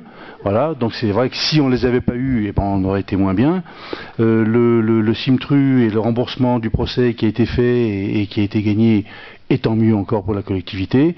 Bon, ce qu'il faut simplement se dire, c'est que des effets d'aubaine, on n'en aura sûrement pas tout le temps. Donc voilà, il faut l'avoir en tête et puis bien se dire que pour les années suivantes, ça sera peut-être pas aussi facile que ça. Point. Juste un petit mot sur les effets d'aubaine. Et donc les baisses de dotation de 450 000 € en moyenne par an, ça aussi c'est un effet d'aubaine. Voilà. Oui, mais de notre côté aussi, voilà. on a pu. Non, mais je suis d'accord. Voilà. Non, mais je suis d'accord. Les effets d'aubaine, ça marche dans les deux sens, les moins et les plus. Donc ça se neutralise. C'est vrai. Voilà. Mais, attends, Jacqueline. Oui, simplement ce qu'on peut quand même noter, moi, que je trouve encourageant. J'ai pas le chiffre précis, mais j'ai un ordre d'idée de l'augmentation de la taxe d'habitation, enfin des recettes issues de la taxe d'habitation et de l'impôt foncier progressent d'une manière très importante. Non pas que les taux aient augmenté, puisqu'ils ont été maintenus, mais que les bases ont augmenté. Et ça, c'est plutôt un bon signe, parce que c'est un signe de santé pour la collectivité. Ça veut dire que les gens ont construit, ou qu'ils ont réhabilité leur maison, ou qu'ils ont investi, et que... Ils achètent aussi. Ils achètent aussi sur... voilà. Oui, en fait, d'acheter ne fait pas payer plus d'impôts, hein, mais... non, mais sur la taxe d'habitation, à la condition d'y habiter. Même sur le foncier, attendez, taxe foncière. Non, non, le foncier, une maison qui appartient à A, elle passe à B, elle ne fait pas plus d'impôts, le foncier. Quand vous rénovez, le foncier aussi... mais rénover, d'accord, mais voilà. vous dites c'est autre chose. Si, non, voilà, donc c'est pour dire que c'est plutôt... Un élément encourageant, voilà, et qui veut dire que les bases n'étaient pas tout à fait mauvaises non plus. Voilà. Thierry, pour compléter, c'est vrai que tu as raison, puisque les frais de mutation ont augmenté. Ça veut bien dire qu'il y a eu des ventes et qu'il y a eu des nouveaux arrivants. Bien, merci. Je vous propose de continuer avec le budget SIC. Toujours Madame Giry. Vous voulez qu'on vote Non. On votera tout ensemble, hein.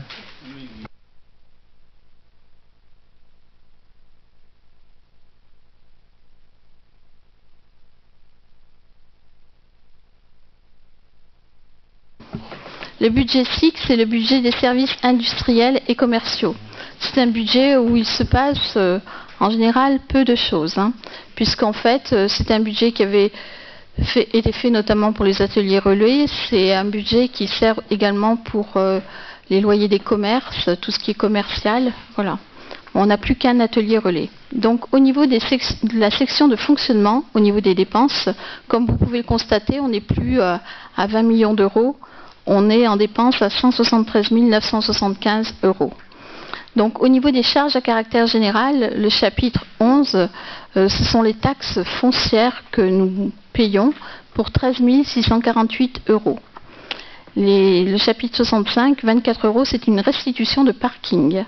Les charges financières au niveau du fonctionnement, ce sont les intérêts d'emprunt pour 7 082 €. Les charges exceptionnelles pour 4 252 € en 2015, ce sont des titres qui ont été annulés. Donc après, nous avons les dépenses d'ordre. Les dépenses d'ordre, ce sont des dotations aux amortissements qui apparaissent en bleu pour 148 969 €. 969 €, pardon. Donc les dépenses globales de l'exercice, y compris les dépenses d'ordre, sont de 173 975 €. Au niveau des recettes, au chapitre 70, c'est la vente de produits, ce sont des cartes de stationnement. Elles ont baissé par rapport à l'année dernière, puisqu'en fait, on a mis les parkings gratuits. Donc, elles sont à 2 806 €. Le chapitre 75, autres produits de gestion, pour 76 169 €, ce sont les loyers, un atelier relais et les baux commerciaux. Au niveau des produits exceptionnels, le chapitre 77, en fait, c'est une recette de 12 772 €. C'est une recette pour le matériel de restauration. Je ne sais pas si on a le droit de donner le nom d'un restaurant. Non. Donc, plus un bout de terrain en zone industrielle du Felay. Voilà. Donc, les recettes de l'exercice avec les opérations d'ordre de 14 984 €, ça nous fait un total de 106 730 €. Donc, quand on enlève les recettes et les dépenses, on a abouti à un déficit de fonctionnement pour 2015 de 67 245 €. En fait, c'est pas très grave puisqu'on sait très bien comment fonctionne ce budget SIC pour ceux qui l'ont pratiqué. En fait, il est excédentaire de plus de 500 000 €. On le verra tout à l'heure. Donc, au niveau du compte administratif 2015, au niveau de l'investissement en dépenses, on a eu, comme d'habitude, le remboursement des emprunts pour 86 214 €. Donc, dans les investissements, c'est le capital qu'on rembourse. Il faut savoir que la fin des prêts se finira en 2018. On payera 67 838 € en 2017 et 48 000 en 2018. Donc en fait, ce budget SIC n'a presque plus d'endettement et plus de voies. Voilà.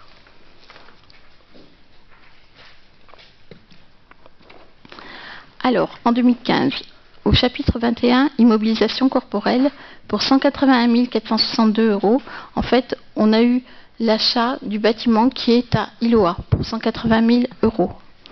Et on a eu également 1461,98 € pour une bande de terrain qu'on a achetée à Felay. Voilà, donc ça nous fait un total, avec les amortissements des subventions d'investissement, qui étaient de 14 984 €, ça nous fait un total de dépenses pour l'exercice de 282 660 €. En recettes, au niveau des emprunts et dettes, on a touché, c'est une recette, 1236 €. Ce sont des remboursements de caution quand quelqu'un s'en va d'un logement, pas d'un logement, d'un commerce, eh bien il nous rembourse la caution. Donc on a perçu 1236 €. Et on a également des opérations d'ordre d'amortissement d'immobilisation pour 148 969 €, ce qui fait un total de recettes de l'exercice de 150 205 € et un déficit d'investissement de 132 455 €. Mais vous allez voir qu'on peut se rassurer après, à la diapositive d'après. Voilà. Quand on regarde les résultats reportés de l'exercice 2014 au niveau du fonctionnement, eh bien, il y a 444 949 €, donc c'est positif. Le résultat de l'exercice 2015, donc moins 67 245 €. Et le résultat de clôture définitive 2015, c'est 377 705 €. C'est vrai que ce budget SIC, je le disais, il a un peu un encéphalogramme plat et il s'éteint tout doucement. Voilà. Au niveau de l'investissement, les résultats reportés de l'exercice 2014, c'est 326 186 €. L'exercice 2015, puisque en fait on a acheté un bâtiment à Iloa, c'est pour ça qu'on a eu plus de dépenses, pour 132 455 €. Donc le résultat de clôture définitif au niveau de l'investissement, c'est 193 731 €. Ce qui nous donne un résultat de clôture définitif de, c'est ça l'important, 571 436 €. Donc en fait ce budget, il s'éteint tout doucement, puisqu'on n'a plus qu'un atelier relais. Au niveau de l'endettement du budget SIC, comme je vous ai dit tout à l'heure, l'emprunt se finira en 2018. Donc là, on s'est légèrement désendetté de 85 €. Voilà. Comment 85 000, je dis n'importe quoi. Franchement, c'est impressionnant. 85 000 €, oui. Excusez-moi. Pardon. Oui, parce que c'est en kilo-euros. Donc voilà, 85 000. Merci d'avoir rectifié. Donc pour le budget SIC, c'est ce qu'on pouvait dire. Pour le budget haut, on continue comme ça, ça va plus vite et on enchaîne. Au niveau des charges à caractère général, au niveau du budget haut, on a eu pour 51 563 €. Et en fait, je vais vous le détailler un petit peu. Ce sont des taxes foncières, puisqu'on a des réservoirs, on a des bâtiments, usines de traitement de l'eau, tout ça. Donc on paye des taxes foncières pour 19 900 €. On rembourse des frais de fonctionnement au budget principal, puisque le personnel, c'est nous qui payons au niveau des ressources humaines, donc on nous rembourse 12 605 €. On a des réparations pour 5 397 €. On a eu l'assistance délégation service public au assainissement pour 13 200 €. En fait, c'était pour voir par rapport à la régie comment ça fonctionnait, si ça s'équilibrait ou pas réellement. Voilà, c'est une analyse. Donc ça nous fait 51 563 €, c'est ce que j'ai dit tout à l'heure. Après, on a les charges financières, donc ce sont les intérêts d'emprunt pour 22 837 €. Les opérations d'ordre pour 303 916 €, ça nous fait un total de dépenses de l'exercice de 378 316 €. Au niveau des recettes, la vente des produits, en fait, c'est la surtaxe de l'eau qui nous est reversée par la SOR, parce que la SOR émet la facture d'eau, mais il nous reverse une partie pour qu'on puisse financer nos investissements. Et la SOR s'occupe à une délégation pour le fonctionnement. Donc la vente de produits en recette en 2015 a été de 521 869 €. C'est légèrement en baisse par rapport à 2014, puisque vous m'aviez demandé, Madame Malochet. Donc c'était de 553 631 €. C'est vrai que les gens font de plus en plus attention lorsqu'ils ouvrent le robinet. Donc, au niveau des amortissements des subventions, elles ont été de 74 094 €, ce qui nous fait un total de recettes de l'exercice, sans S, de 595 964 €. Ce qui nous fait un excédent de fonctionnement pour 2015 de 217 648 €. Voilà. Au niveau de la section investissement, on retrouve toujours le même schéma partout. Donc le remboursement des emprunts en capital, 76 506 €. Les immobilisations, en fait, ce sont les travaux que nous avons effectués en 2015 pour l'eau. Donc 561 387 €. On regardera à la diapo suivante le détail. Les dépenses d'ordre, je passe. Et les dépenses d'exercice, ça fait un total de 711 987 €.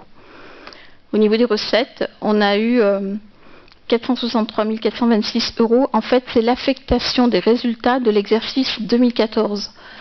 Comme vous verrez tout à l'heure, quand on fera l'affectation des résultats pour les comptes administratifs qu'on va voter, eh bien, on les affecte toujours au compte 1068. Là, c'est écrit 10, mais c'est comme ça. Voilà. Au niveau des subventions d'investissement, 31 500 €, ça ne mérite pas trop de commentaires. Les emprunts, rien. Et les dotations aux amortissements, les recettes, c'est habituel, puisqu'on les a vues en dépenses au niveau du fonctionnement. Ce qui nous fait un total de recettes de l'exercice de 798 842 €, ce qui fait un excédent d'investissement pour 2015 de 86 855 €. Donc la diapositive suivante va vous présenter les principaux travaux ou immobilisations qui ont été réalisés en 2015. Donc vous avez les mises en conformité et sécurisation des réseaux, c'est un gros morceau puisqu'on a obligation de réparer tout ce qui ne va pas. Renouvellement et renforcement de réseau pour 136 943 €. Le barrage de la Murate, 34 000. On aura d'autres travaux à faire, là encore. L'aménagement du centre-ville, 12 637 €. En fait, chaque fois qu'on fait des travaux au niveau du budget principal, on retrouve en dépenses sur l'eau et l'assainissement. Les périmètres de protection de captage, j'espère que ça va sortir un jour, pour 10 071 €. Le renouvellement de branchement, je peux pas, 5 000, voilà. Ça nous fait un total de 561 387 €. Donc après, on arrive aux résultats de clôture. Donc on reporte les résultats de l'exercice 2014, on intègre ce 2015, on a fait comme tout à l'heure.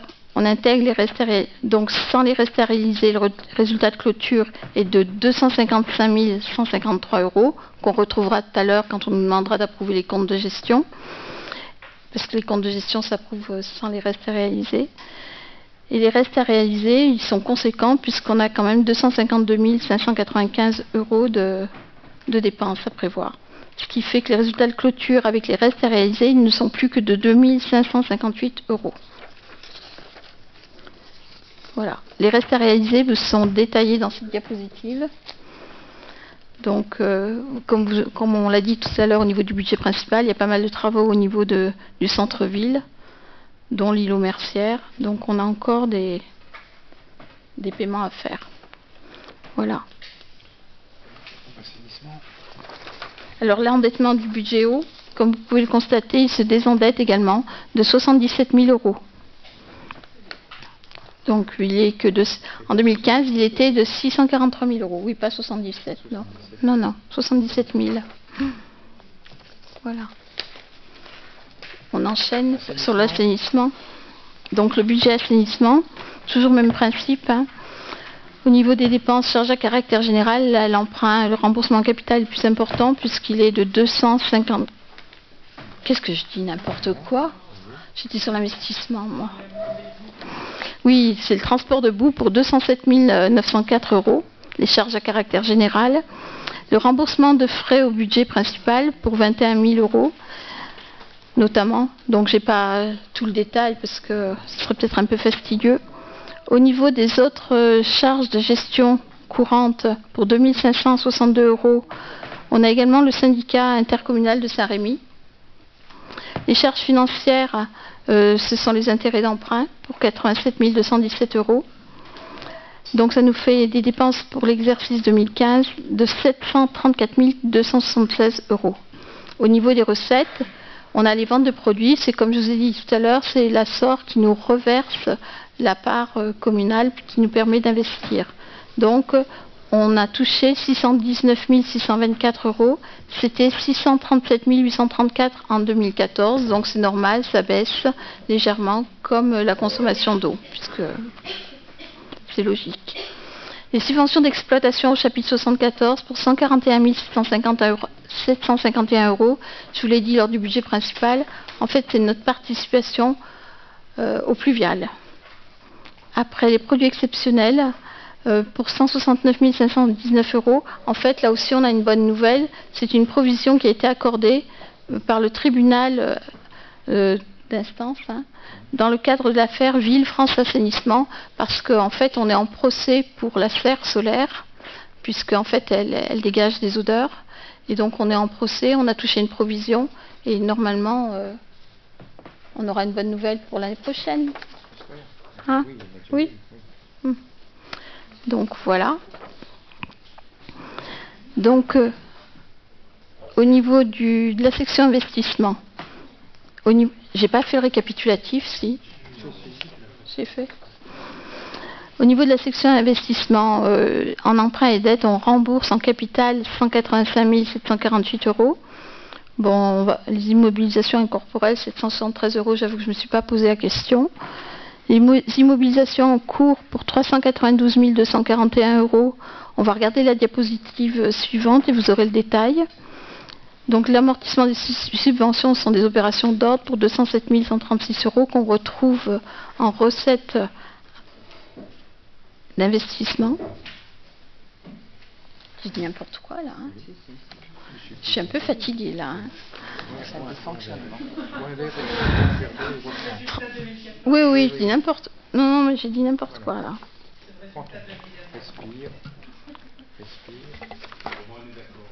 Mais non, en fait, en recette de fonctionnement, en opération d'ordre, tout à l'heure, on avait 207 136 €. Et bien, on les retrouve en dépenses d'investissement pour le même montant. C'est logique. Voilà. Après, en recette, en dotation, 422 914 €, c'est l'affectation des résultats de 2014. En subvention d'investissement, 73 028 €, c'est l'agence de l'eau pour des travaux effectués sur le collecteur du Roal 5e tranche et la déconnexion de la fontaine de la Roche. Donc, le total de tout ça entre recettes et dépenses, ça nous fait un excédent d'investissement de 99 931 € sur l'investissement. Voilà. Donc, les immobilisations que je vous avais en cours pour 392 241 € vous sont détaillées sur la diapositive suivante. Il faut que tu passes la diapositive. Voilà, c'est bon. Ça y est. Donc, en 2015, vous retrouvez toutes les dépenses qui ont été payées. Donc, notamment le collecteur du Roal 5e tranche. On a toujours des mises aux normes dans les villages, l'aménagement du centre-ville, enfin voilà. Je vous laisse lire. Voilà. Donc, au niveau des résultats de clôture définitifs 2015 sur le budget assainissement, eh bien, comme d'habitude, au niveau du fonctionnement, on reporte les résultats de l'année 2014. On aboutit à un résultat de clôture définitif avec les résultats de 2015 de 403 682 €. Au niveau de l'investissement, les résultats étaient négatifs en 2014 pour 123 271 €. l'exercice 2015 était positif pour 99 931 €. Ça nous fait un résultat de clôture définitif pour l'investissement de 23 340 €. Quand on ajoute les deux, fonctionnement plus investissement, on a un résultat de clôture définitif de 380 442 €. Alors, ça aussi, c'est pareil, c'est compte de gestion. Quand on intègre les restes à réaliser, il nous reste en dépenses 418 066 € à faire, qu'on va regarder tout à l'heure, à la prochaine diapo, et en recettes, 53 447 €, ce qui nous fait un résultat de clôture définitif avec les restes à réaliser de 15 823 €. Voilà. Donc, nos restes à réaliser étaient de 418 066 €. Vous voyez, c'est ton pile poil en plus. Ah ben, heureusement, sauf quand on a des tout petits travaux qu'on n'écrit pas, parce que c'est tellement petit des fois que... Donc c'est vrai qu'il y a beaucoup de travaux. Ben, en fait, l'assainissement suit tous les travaux au niveau de l'ANRU, au niveau du centre-ville, et forcément, ils sont obligés de budgéter tout ça. Donc on a encore 264 547 € à payer pour le centre-ville. Voilà, je vous laisse lire parce que... Voilà.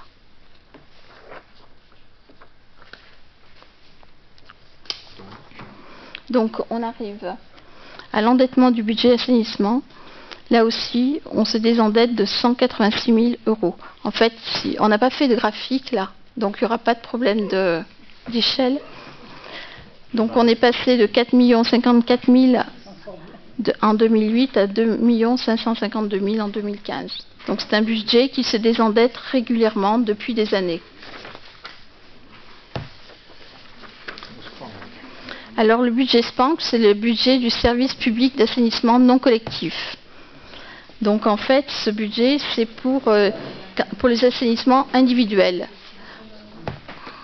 Donc en fait, au niveau des dépenses, les charges exceptionnelles, 80 €, en fait, c'est une annulation de titre exercice antérieur. C'est quelqu'un qui n'a pas payé.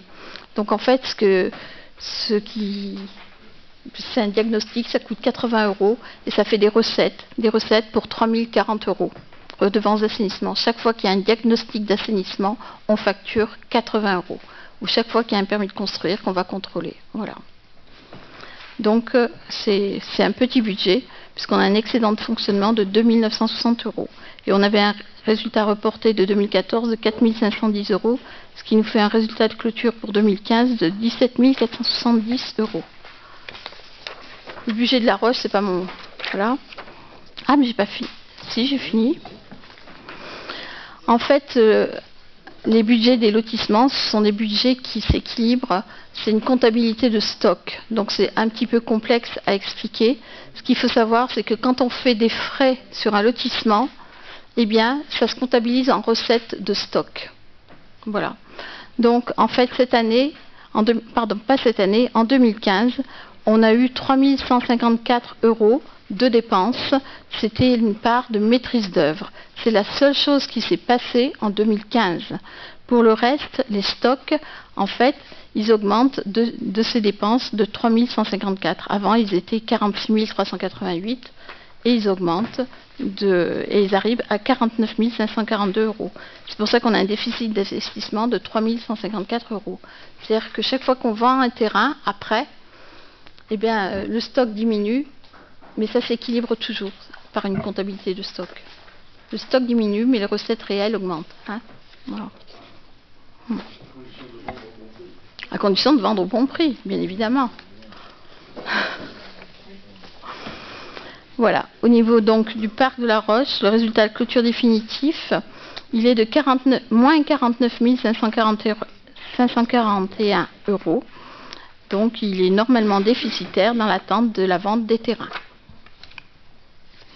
Voilà.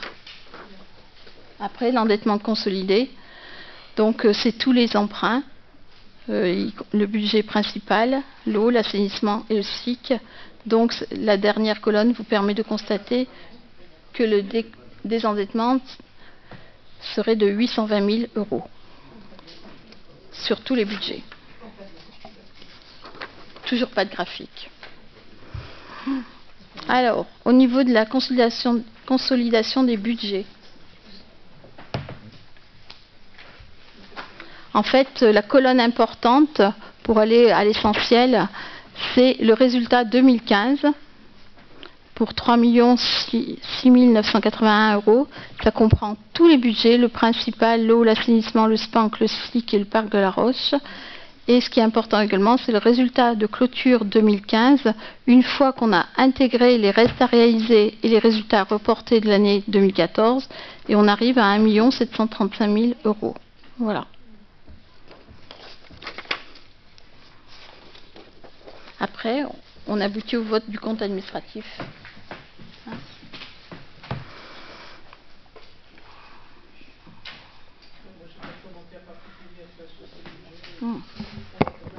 Oui. Bien.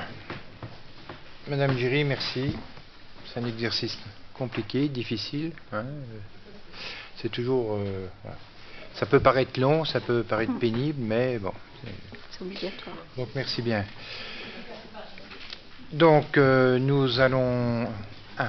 Non, juste un mot pour relever la qualité pédagogique de l'explication, parce que c'est un exercice très compliqué. Vous le faites parfaitement bien. Jacqueline Malochet le faisait aussi très très bien. Donc je crois que c'est un grand intérêt pour nous tous de pouvoir comprendre plus facilement les choses. En tout cas, merci. Mais sur ces votes-là, on s'abstiendra. Voilà. On faisait tout le temps. Donc vous votiez contre. Vous votiez contre. Donc, voilà. donc, Si. Ah si. Monsieur Thierry, je vais quand même m'absenter 30 secondes Oui. et laisser C'est normal. Madame Après Malochet, 3 heures, il c'est faut... la plus jeune de l'Assemblée, présider pour le vote. Hein. Donc je vous cède ma place.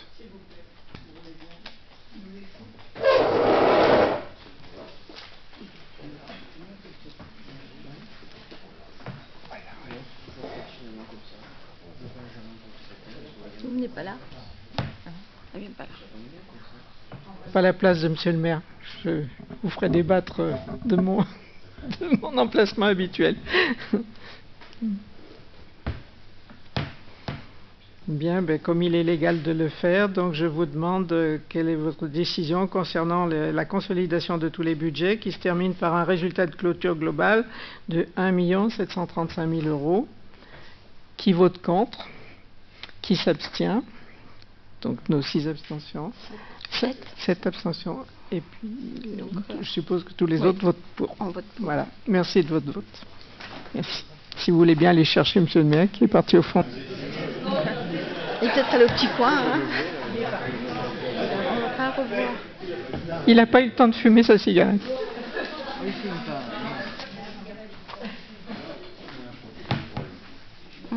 J'ai pas fini ça. Quand même.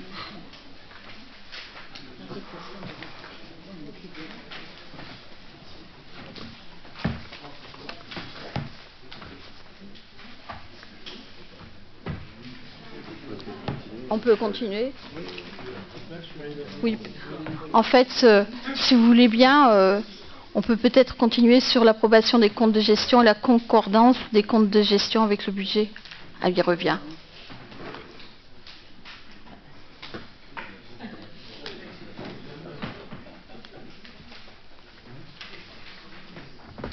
Monsieur le maire, je peux vous annoncer le résultat de la consultation. Donc, nous avons 7 abstentions et tous des votes pour.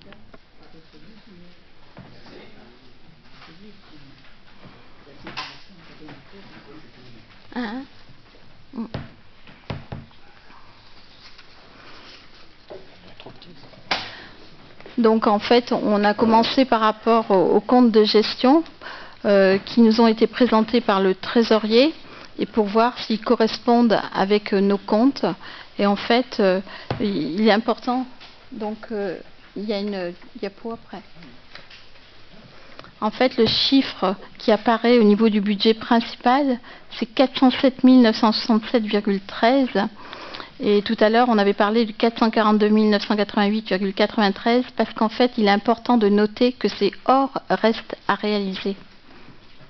Donc le résultat de clôture, c'est hors reste à réaliser. Donc j'ai vérifié, en fait, tout correspond, c'est mieux. Voilà.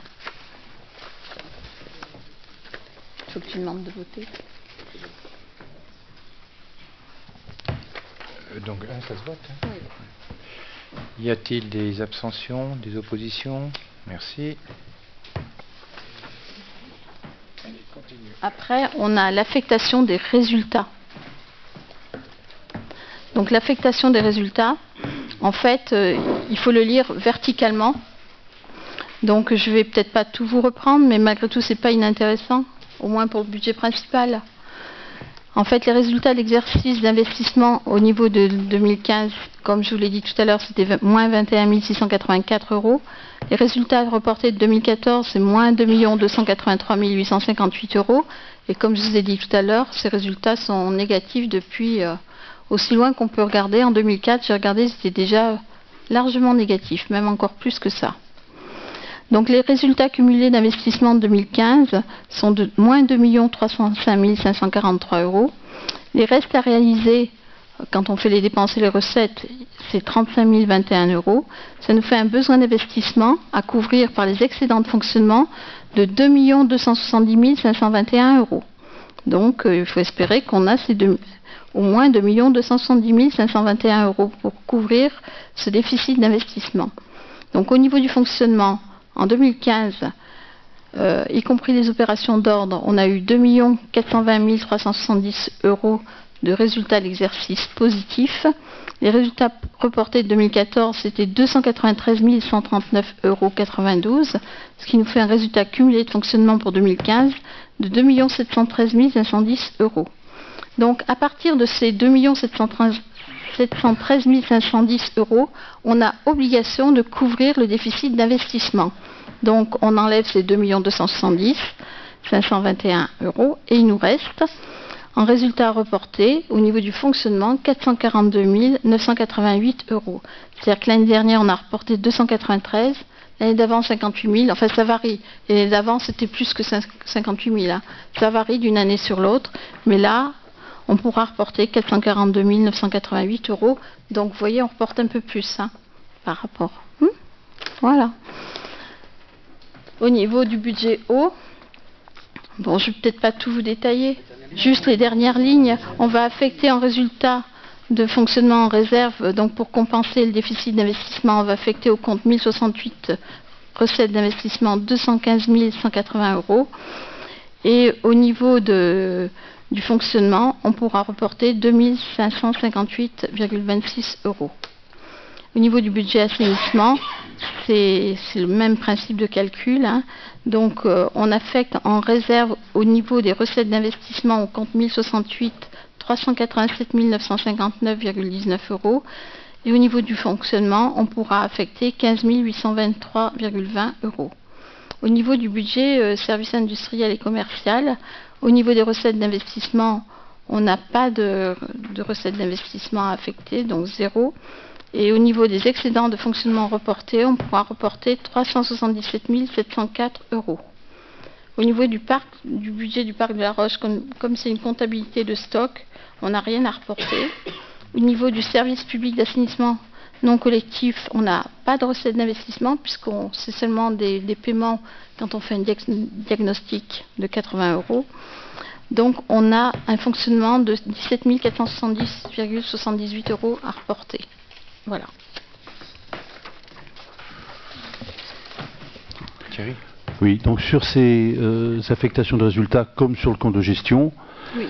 Dans la mesure où c'est des affectations qui sont quasi, pas obligatoires, mais enfin quasi imposées, donc on votera pour.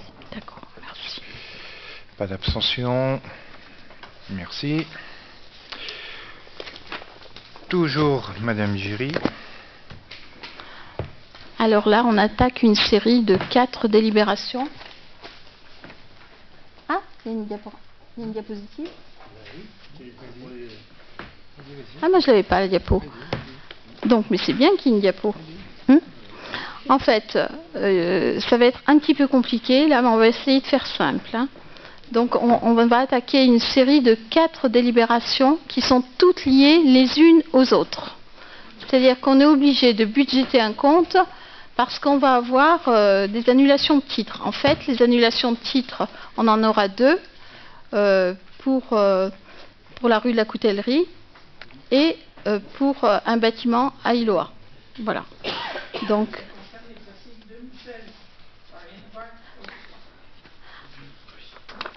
oui, vous avez raison.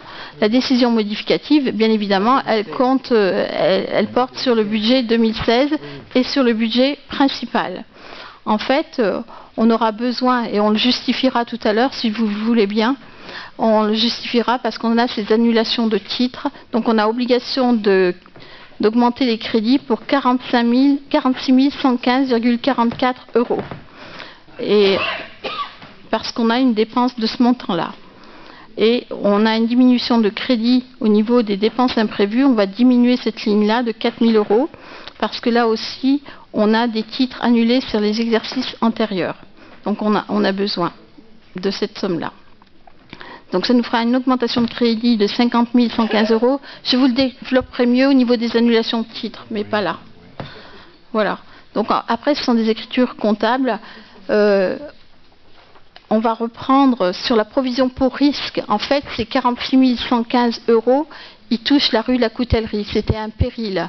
Donc, comme vous avez vu, quand c'est un péril, on fait les travaux, on a obligation de faire cesser le péril, et après, il y a des recettes, ça s'est inscrit en dépenses et en recettes. Mais là, comme il y a eu un jugement du tribunal, on en parlera rapidement tout à l'heure, on l'a vu en commission, donc il y a eu un jugement du tribunal, et on a obligation de payer ces 46 115 €. Voilà. Donc, on le prendra sur les provisions pour risque. Des 800 000 € que vous avez vus tout à l'heure, on le prendra là-dessus, pour éviter d'impacter le budget principal. Et en plus, les provisions pour risque, c'est fait pour ça. Donc, en fait, toutes les lignes qui sont là, c'est marqué reprise sur provision, 46 115 €. Voilà. Au niveau des recettes de fonctionnement. Et après, on l'affecte en investissement, parce que ce sont des travaux d'investissement. Ce sont des écritures comptables. Ah, c'est bien, t'as passé. Parfait. Donc, en fait, il faut qu'on vote là-dessus, sur la décision modificative. Après, on aura la reprise sur provision pour risque du même montant, 46 115 €. Après, on aura l'annulation des titres. Non, mais c'est pour qu'ils voient s'ils veulent voter pour ou contre. Quoi. Y a-t-il des oppositions ? Y a-t-il des abstentions? Abstention? 7 abstentions. Merci. Annulation de titre. Non, avant il y a la reprise sur provision. Ah oui, reprise sur provision sur risque. En fait, comme on vous l'a dit, c'était pour la rue de la Coutellerie.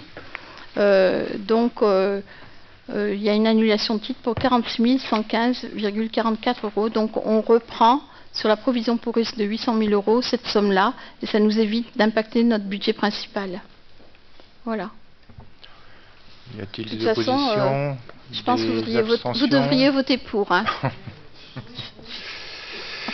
Merci.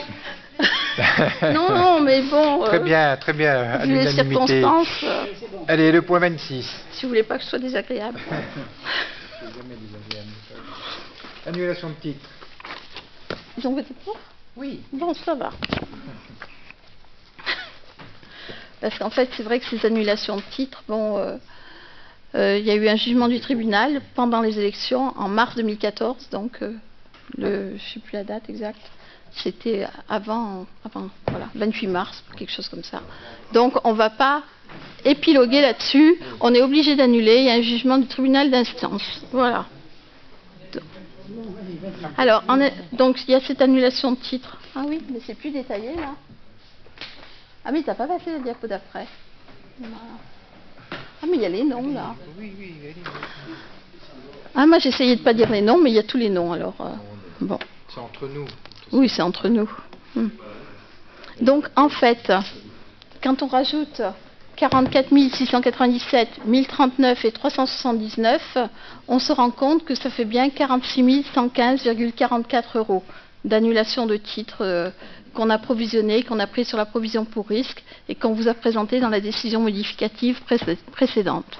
Alors, il y a une autre chose aussi, c'est le bâtiment qui est sur Iloa. Donc, c'est marqué le canotier. Donc, en fait, c'est une annulation de buvette pour 6 382,13 €. Bon, on ne va pas épiloguer non plus là-dessus. Ce sont des titres qui datent de 2001. On en a parlé longuement en commission finance. On a analysé ça. Il y a eu des rapports. On s'est entretenu avec le trésorier. C'est un dossier très ancien où la première erreur, ça a été de vendre un bâtiment, de créer une enclave privée sur un espace public qui... Voilà, ça a été la première erreur. Voilà. Donc en fait, il y a 6 382,13 € de buvette à annuler. Et puis au niveau du... Donc ça sera sur le budget principal et les titres pour le bâtiment pour 15 288,14 €. Voilà. Sur le budget SIC. Le bâtiment, oui, c'est sur le budget SIC. Voilà. C'est pour ça que... Thierry ? Oui, simplement, effectivement, hein, je crois que c'est un dossier qui a été mal emmanché, hein, et je pense le dire quand même, c'est que c'est un peu dommage parce que on a dans ce pays un système de comptabilité, de double comptabilité, c'est-à-dire que la collectivité tient sa comptabilité, émet des titres, et on a le Trésor public qui est là dans ce pays pour garantir que tout se passe bien et qui refait la même comptabilité de son côté et qui à la fin de l'année vient voir nos comptes, et puis c'est ce qu'on a voté tout à l'heure, le compte de gestion. Mais néanmoins, moi je veux quand même le souligner, je trouve que les services qui ont été apportés à ce niveau-là par le Trésor public n'ont pas été à la hauteur de ce qu'ils auraient dû être, et les affectations qu'on recevait de certaines sommes à un moment donné devaient être affectées au bon moment, au bon endroit, ce qui n'a pas été le cas, et qu'après c'est devenu indémêlable. Voilà, ingérable, et qu'aujourd'hui on n'a pas d'autre solution que de faire ce qu'on va faire, c'est-à-dire de passer ça en solde de tout compte, et puis d'avancer, et que l'enclave redevienne propriété de la collectivité et que ça puisse permettre de démarrer des projets structurants. Bien, j'en dirai pas plus. Y a-t-il des oppositions, des abstentions? Merci. Je crois qu'on est tous d'accord sur l'analyse.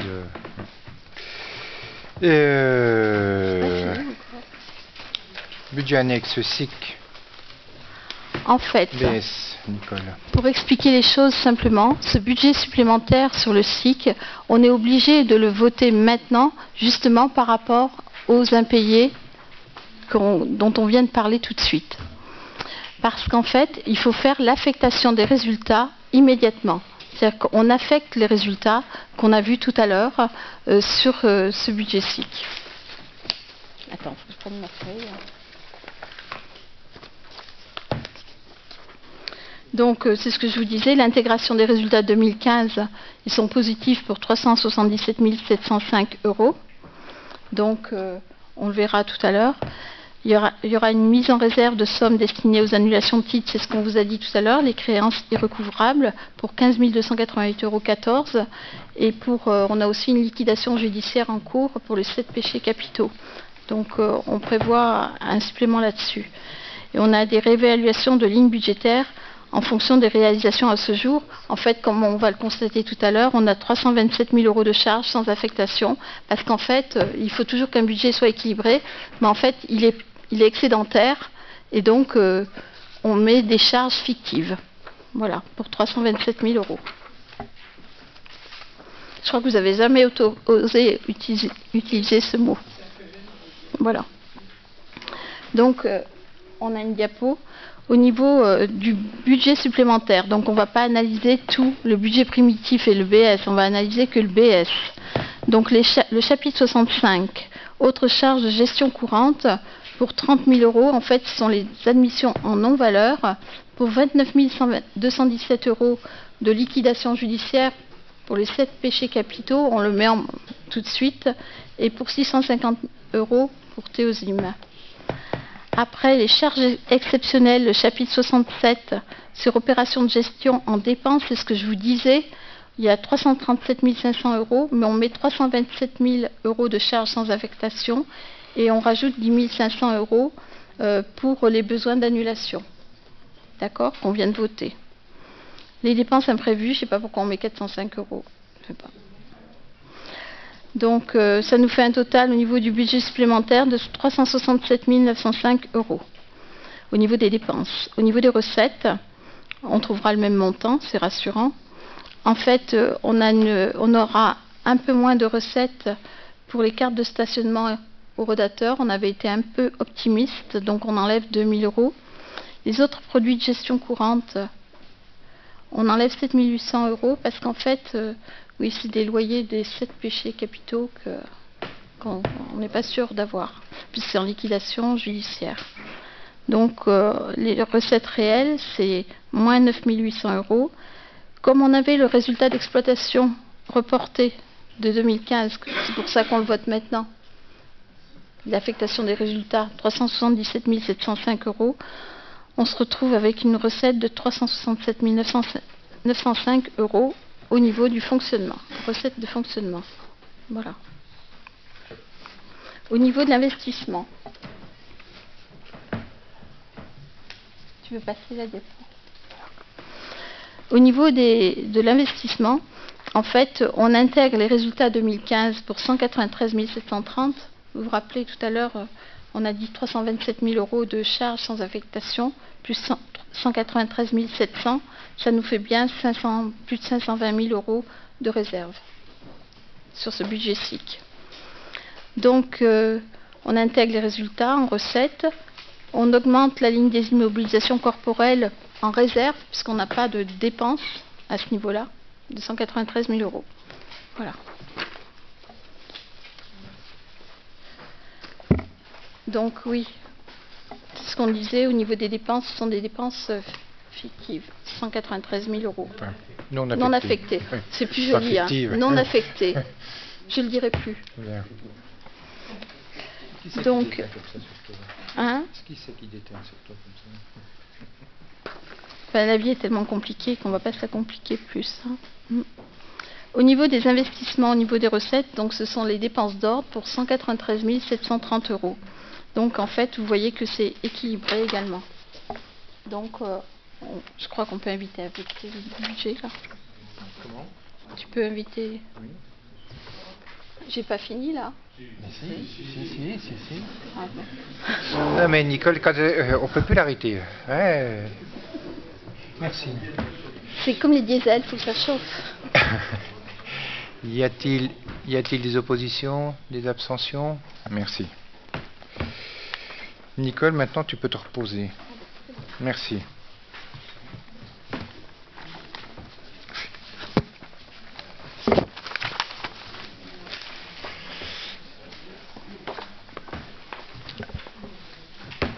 Alors, on vous a rajouté ce que je vous disais en début de séance, la motion.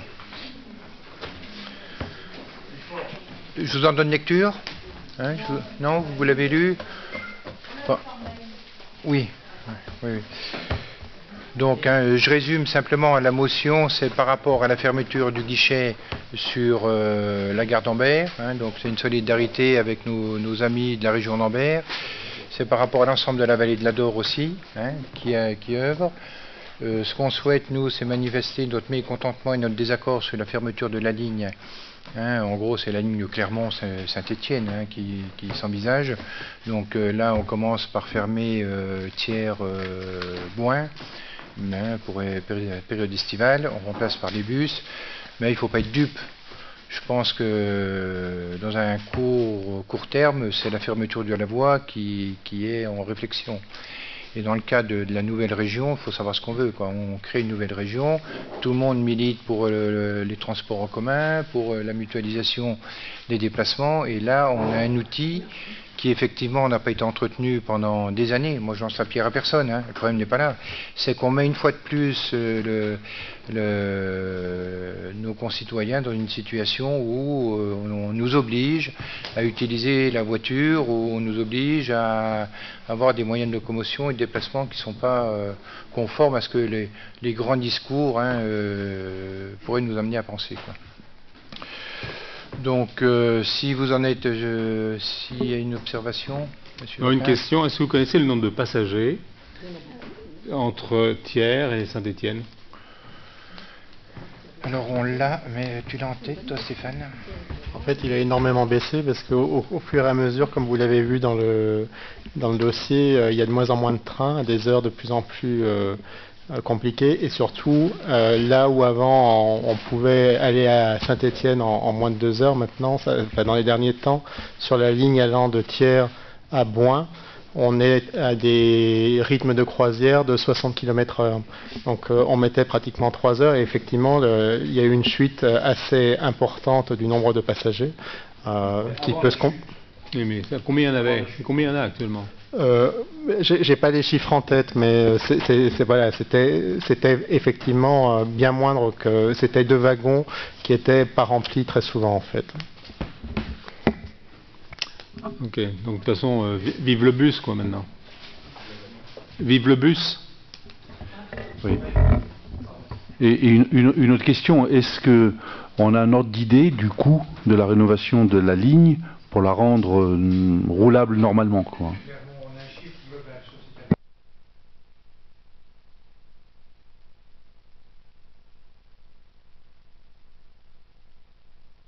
Clairement Saint-Étienne-Ligne.